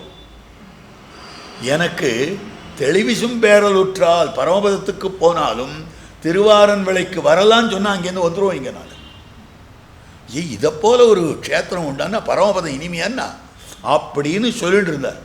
அவருடைய நெஞ்சு அப்படியா அப்படியா அப்படியான்னு பசுப்பினால் போகிற கண்ணுக்குட்டியாட்டம் தலையாட்டுன்னு கேட்டுனது. அந்த மாதிரி அமைந்திருக்கக்கூடிய நிலை. திடீர்னு பெருமாள் வந்து கூப்பிட்டார். ஆழியான் அருள் தருவான் அமைகின்றான் அது நமது விதி வகையே. அது நமது விதி வகையே. அது நம்முடைய விதி வகையாக அமைந்திருக்கிறது. நான் சொன்னபடி அவன் சொல்கிறான். உடனே நெஞ்சு ஆழ்வாரை பார்த்து ஆழ்வீர் அப்படின்ட்டு, ஏன் என்ன என்னமோ நீணகர மதுவேன்னு அங்கே சொன்னீர், இங்கே என்னமோ அவர் கூப்பிட்றாருன்னு சொல்லிட்டு பின்னாலேயே போறீரே, என்ன நியாயம் இது அப்படின்னு. அப்போ அந்த நெஞ்சு தலையில் ஒரு குட்டு கூட்டுறார். மருளொழி நீ மட நெஞ்சு. அவன் பைத்தியகார்த்தனத்தை விட அர்ச்சாவதாரம் தான், வசத்தி தான் எல்லாம், அதில் சந்தேகமே கிடையாது. ஆனாலும் அது எங்கே இருக்கு? இருள் தருமா ஞாலத்தில் இருக்கிறது. அப்போ இந்த இடத்துல இருக்கிற போது என்ன ஆகிறதுனால், அந்த அர்ச்சாவதாரமாகவே இருந்தாலும் இந்த சம்சார மண்டலத்தினுடைய கிரௌரியம் தானே வரும். அர்ச்சாவதார தெம்பெருமானுக்கு கைங்கரியம் பண்ணணும். எவ்வளவு நாள் கைங்கரியம் பண்ண முடியும்? 1/2 மணி காலம் விசிறி வீசலாம். அதுக்கப்புறம் கை வலிக்க ஆரம்பிச்சிடும். எம்பெருமானுக்கு திருவாராதனம் பண்ணுறோம். நித்தியப்படி எவ்வளோ நாள் திருவாராதனம் பண்ணுறோம்? திருவாராதனம் பண்ணுறதுக்கு நாழியாச்சுன்னு இந்த பசங்க கத்த ஆரம்பிச்சிடும் அந்த காலத்தில். ஏன்னா திருவாராதனம் பண்ணாத பசங்களுக்கு சாப்பாடு கிடையாது.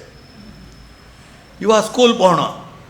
இந்த பெரியவர் ஆற்றுல வயசான தாத்தா இருப்பார், திருவாராதனம் பண்ணி பெருமாளுக்கு அபிஷேகம் பண்ணிவிட்டு தான் பிரசாதம்னாக்கா இவர் நிதானமாக பண்ணுவார். அம்மா தாத்தா இன்னும் திருவாராதனம் பண்ணலையே, எனக்கு நீ ஏதாவது பணம் கொடு, நான் வழியில் ஏதாவது சாப்பிட்டு போகிறேன், இப்படியெல்லாம் உண்டு.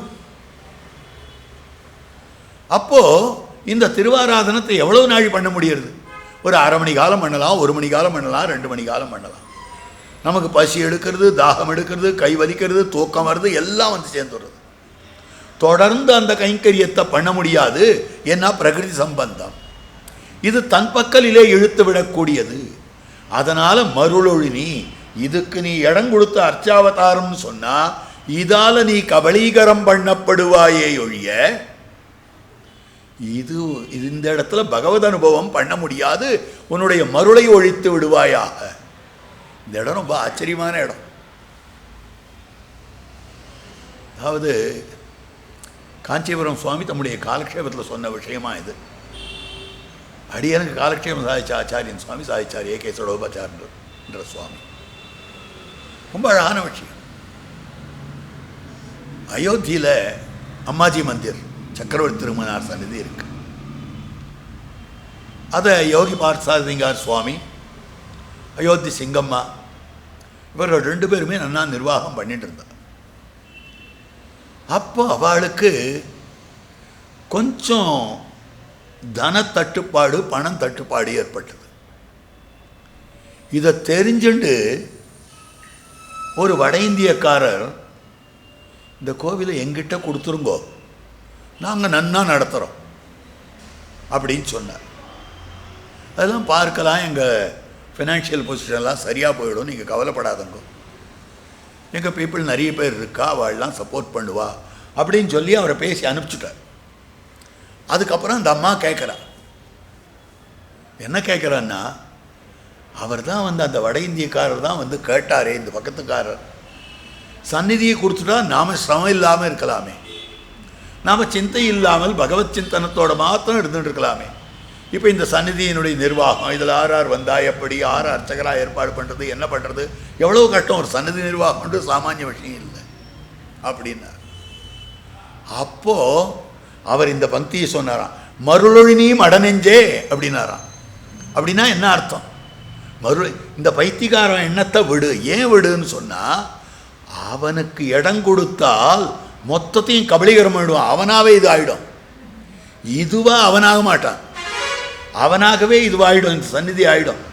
அதனால் அவன் தன்னுடைய வழக்கப்படி, தன்னுடைய கொள்கைப்படி, தன்னுடைய ஆச்சார அனுஷ்டானத்தின்படி அவன் பண்ணிடுவான். இந்த சந்நிதி நிர்மாணம் எதற்காகனா, நம்ம ஸ்ரீபாஞ்சராத்திர ஆகமானுகுணமாக எப்படி கிரமங்கள் இருக்கிறதோ அந்த மாதிரி அமையணுன்றதுக்காக பண்ணப்பட்டு இருக்கிறது. அது அவன் எதையாவது யாரையாவது கொண்டு வச்சு எப்படியாவது அது கபலீகரம் பண்ணிடுவான். அவளெல்லாம் கிட்ட விட்டேன்னா முதல்ல 4 நாள் உங்கள் பிரகாரம் பண்ணுறான், உங்கள் பிரகாரம் பண்ணுவேன்னுவான். அப்புறம் கொஞ்சம் கொஞ்சமாக ஒட்டகம் வந்து எப்படி கூடாரத்தை தூக்கித்தோ அந்த மாதிரி தூக்கிட்டு போயிடும். அதனால் மருளினியும் அடநெஞ்சே, அழகான திருஷ்டாந்தம். இந்த சம்சாரத்துக்கு இடம் கொடுத்தால், ஆழ்வார் நெஞ்சுக்கு சொல்கிறார், சம்சாரத்துக்கு இடம் கொடுத்தால் இந்த சம்சாரம் கபலீகரம் பண்ணிவிடுமே ஒழிய பகவத் அனுபவம் கிடைக்காது அப்படின்னு தெரிவிக்கிற விஷயம். அதனால் எம்பெருமானிடத்தில் சரின்னு ஒத்துண்டார் ஆழ்வார். அப்போ பெருமாள் பாரும் புறப்படலாம் கையை பிடிச்சி இழுக்கிறார். என்ன கையை பிடிச்சி இழுக்கிறீர்? உம்ம கையை பற்றி கொண்டு நான் வரமாட்டேன். ஏன்?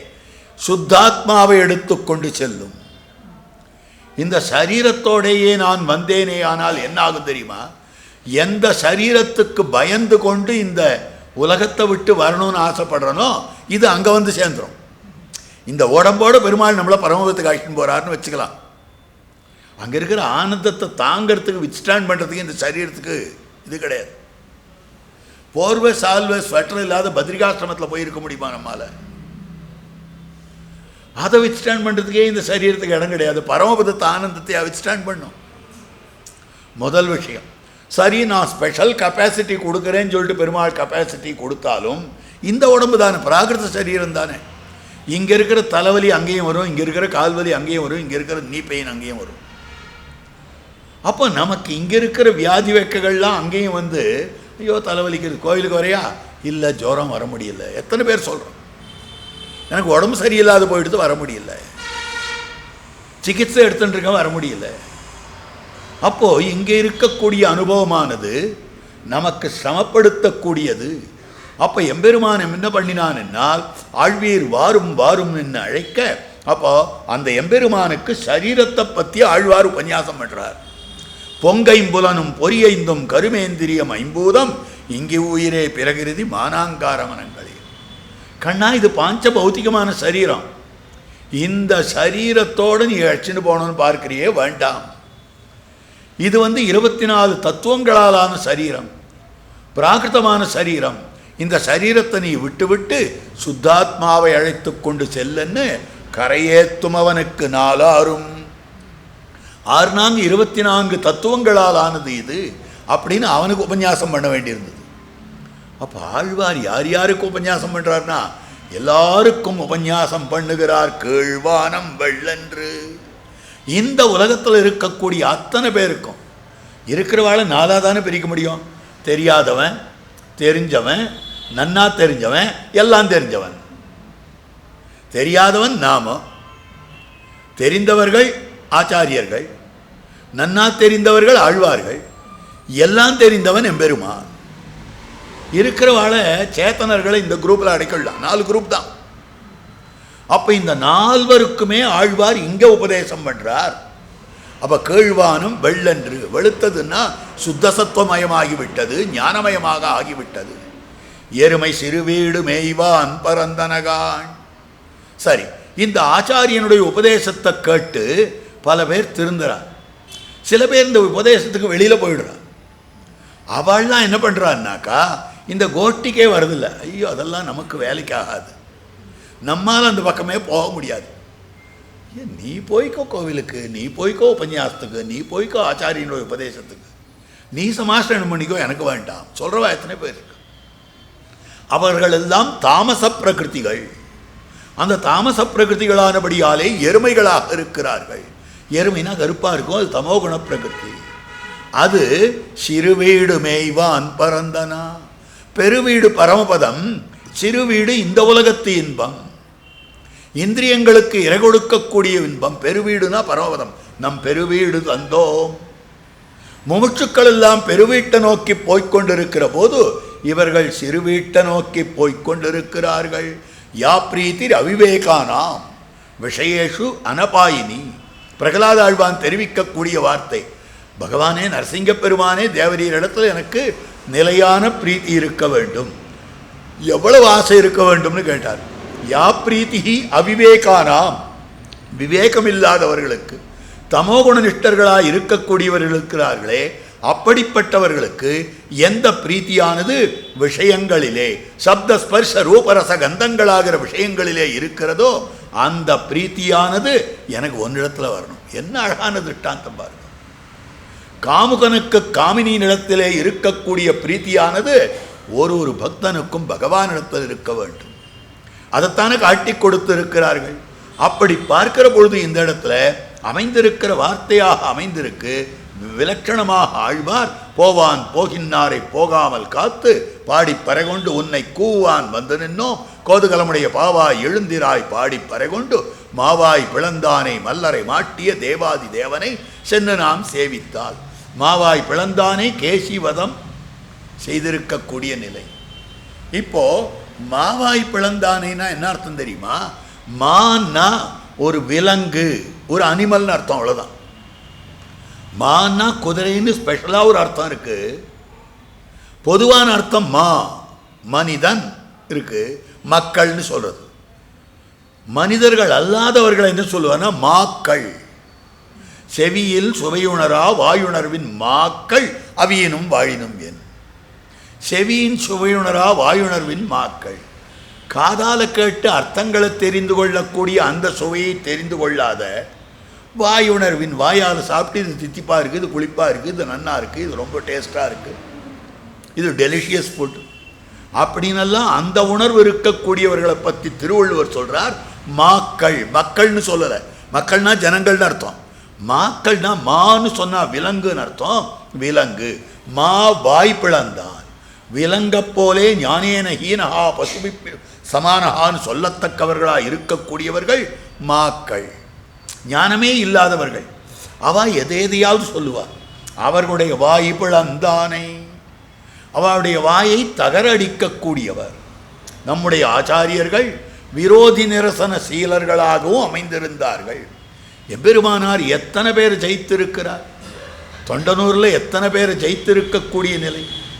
அந்த இடத்துல சகசிரபடம மண்டலத்தோடு எம்பெருமானார் தாம் சேவை சாதித்திருக்கக்கூடிய நிலை. அப்போ அந்த மாதிரி எத்தனை ஆச்சாரியர்கள் இருந்திருக்கிறார்கள்.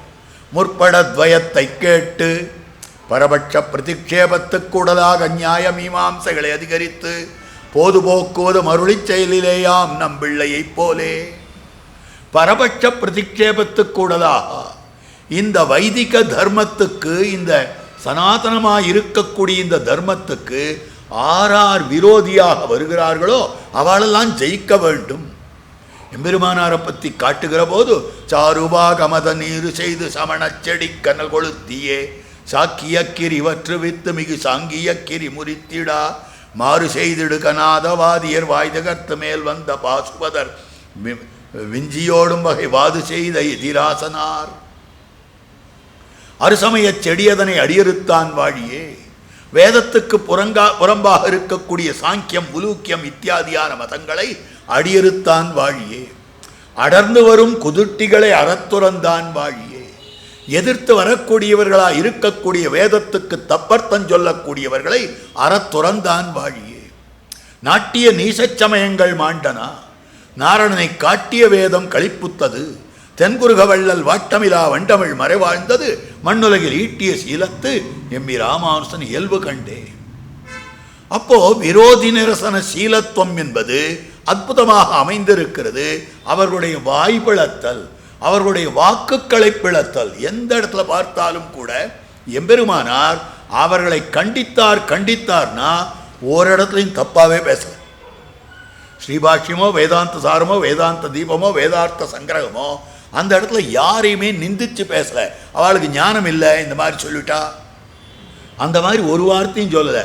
அந்த கருத்து இதுக்கு பொருந்தாது, அந்த கருத்தில் இந்தந்த மாதிரியான பழகள் இருக்கிறது அப்படின்னு சொல்லக்கூடிய வார்த்தை. அப்போ என்ன தெரியுறதுனாக்கா, இஷ்யூ பேஸ்டுன்னு சொல்கிற மாதிரி ஆங்கிலத்தில் அந்த மாதிரி இஷ்யூ பேஸ்டாக தான் அவளோட கூட இவர் சண்டை போடுறாரே ஒழிய, அவளுடைய கருத்தினுடைய வேறுபாடு தானே ஒழிய அவளை ஒரு நாளும் பெருமானார் துவேஷிக்கலை.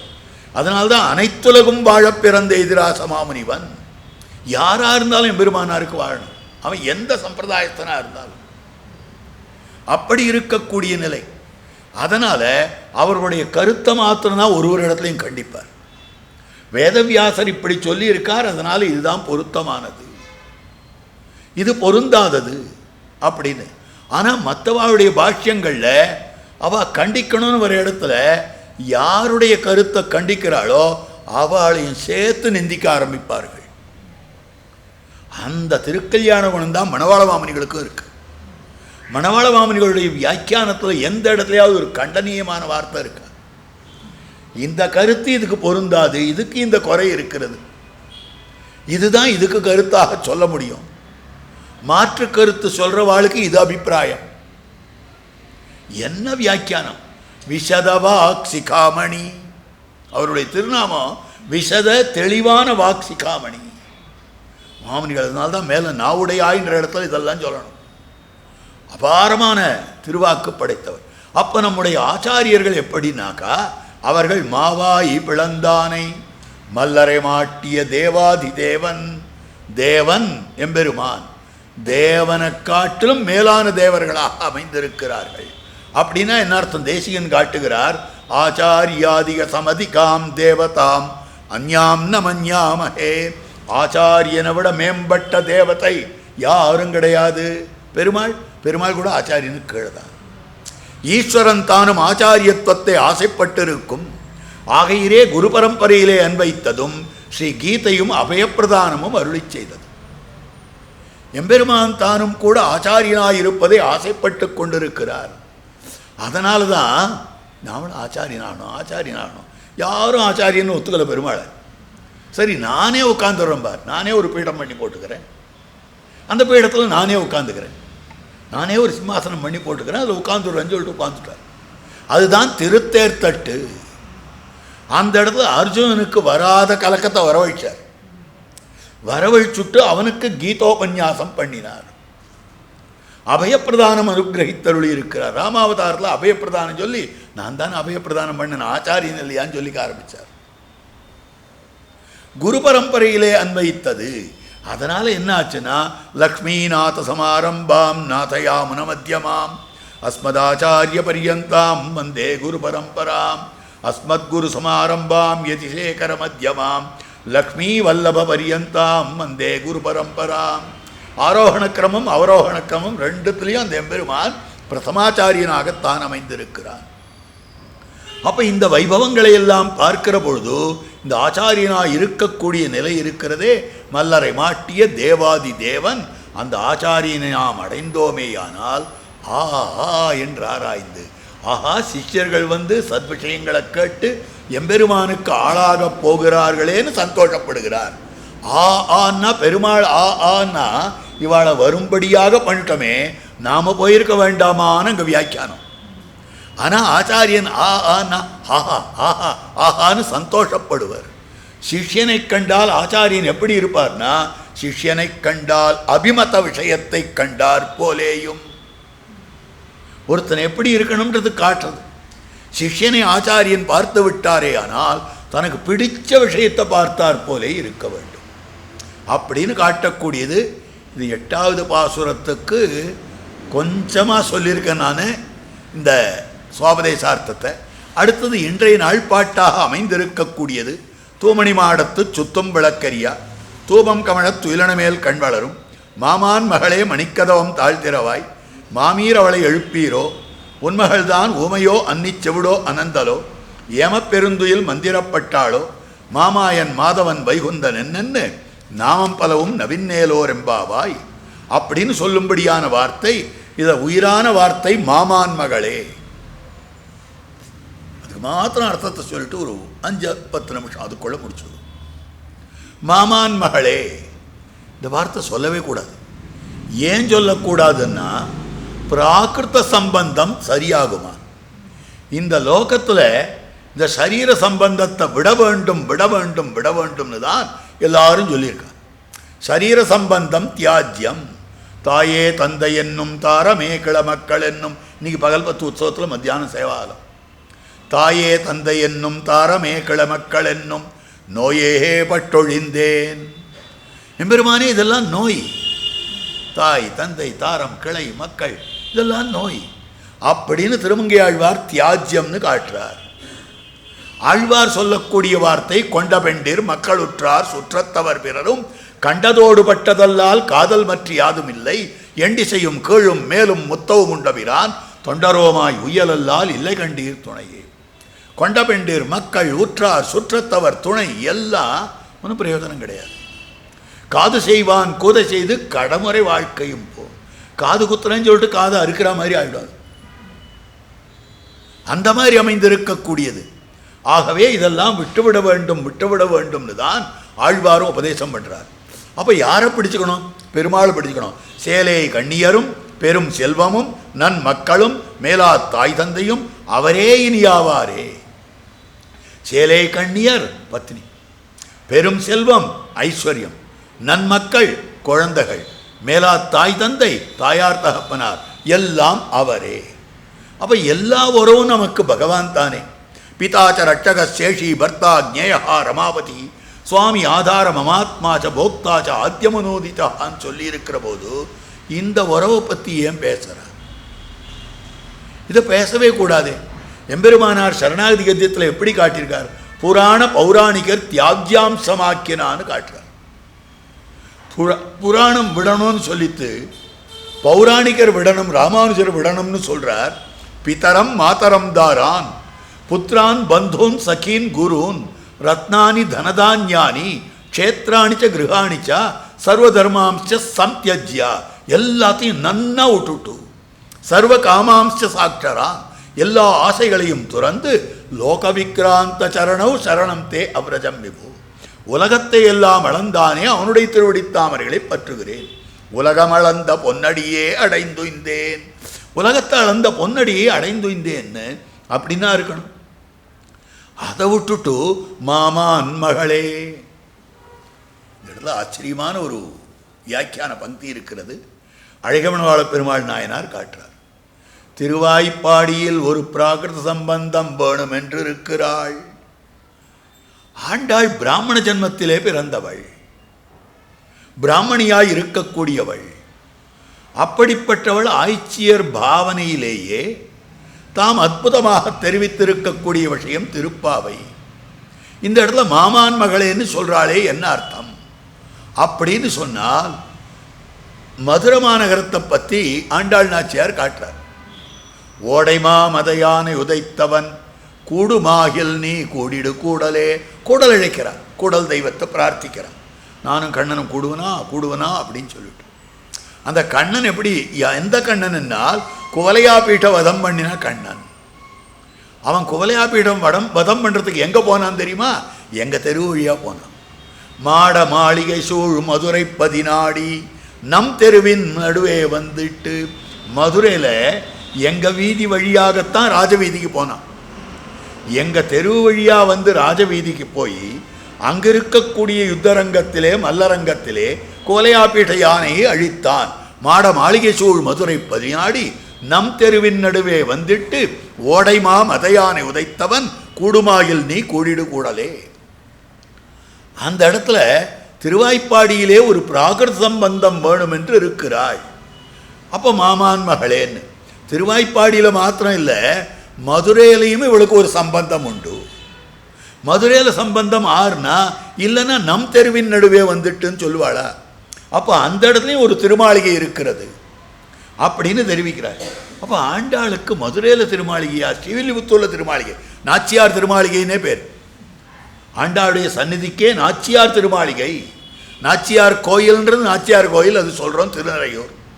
இங்கே நாச்சியார் திருமாளிகைன்னே பேர்.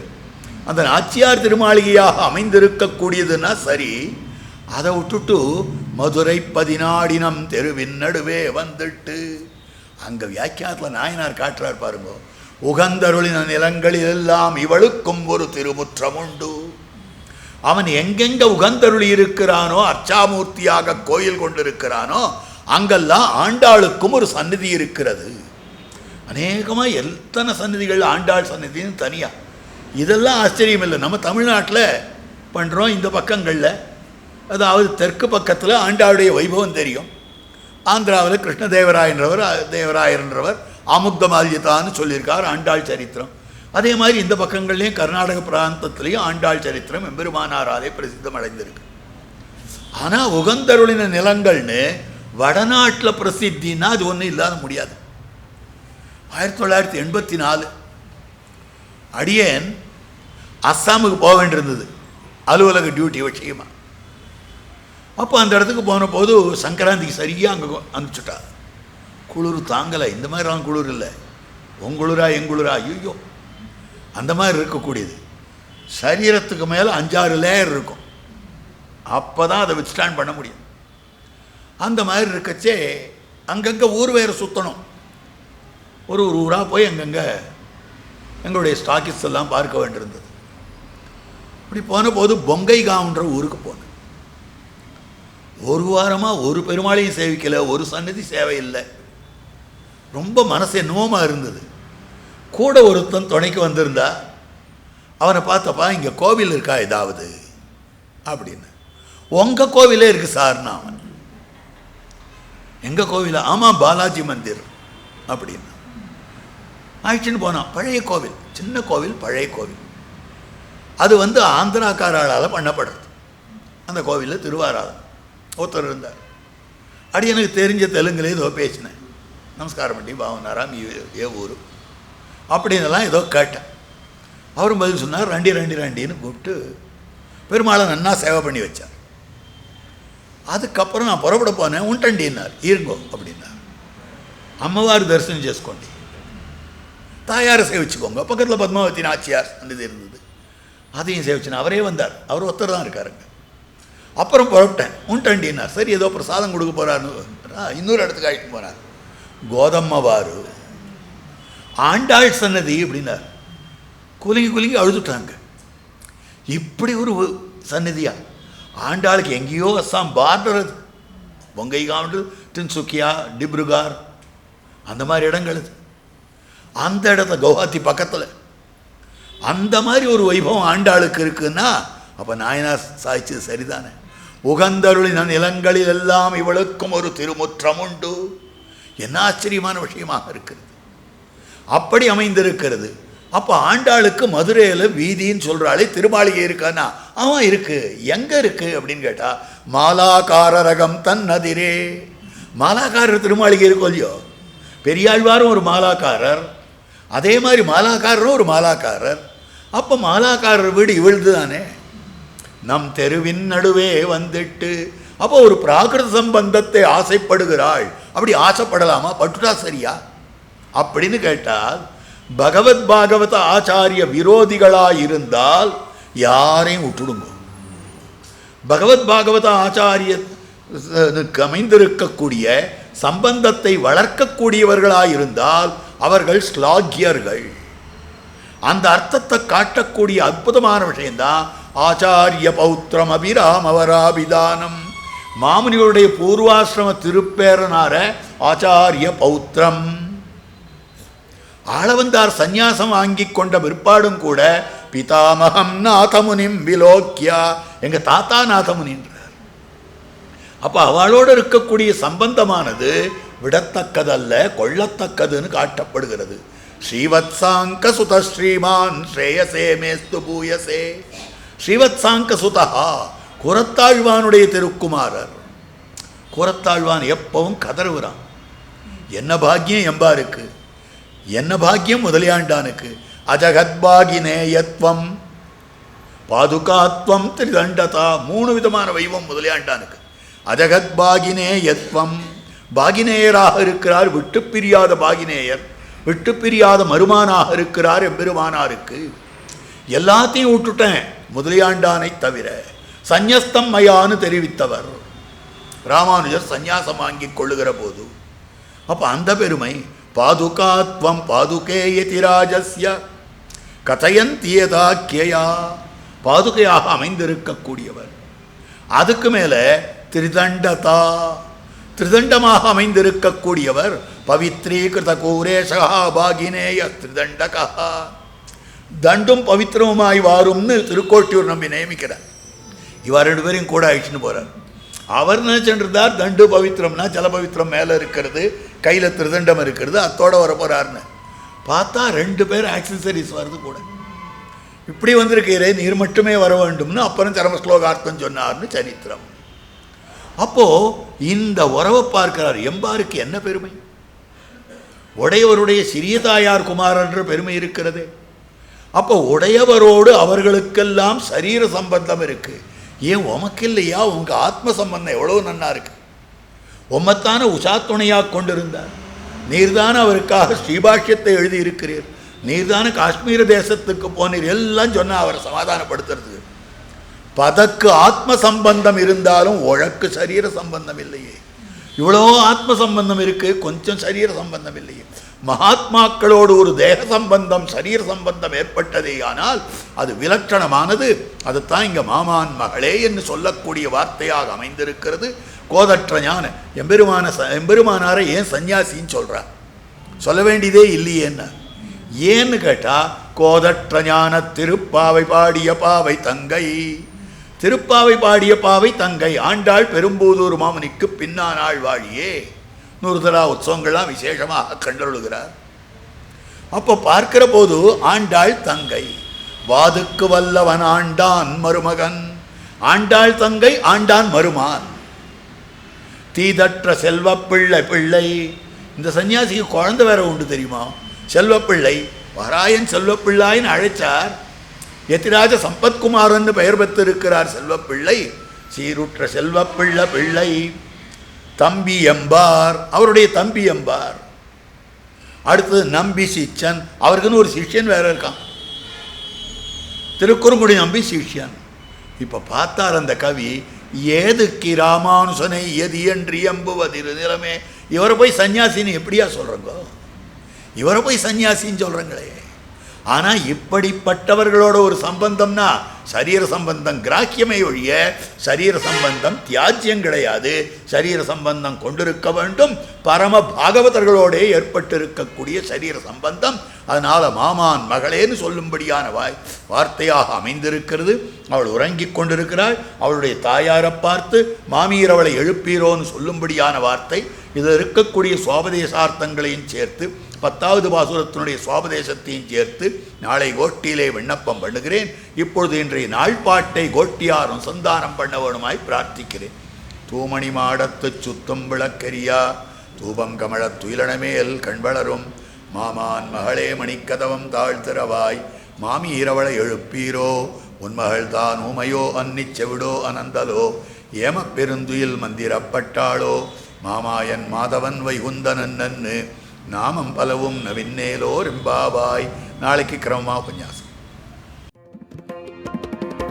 यतिराज यतिराज यतिराज जय हो यतिराज यतिराज रामानुज जय हो रामानुज जय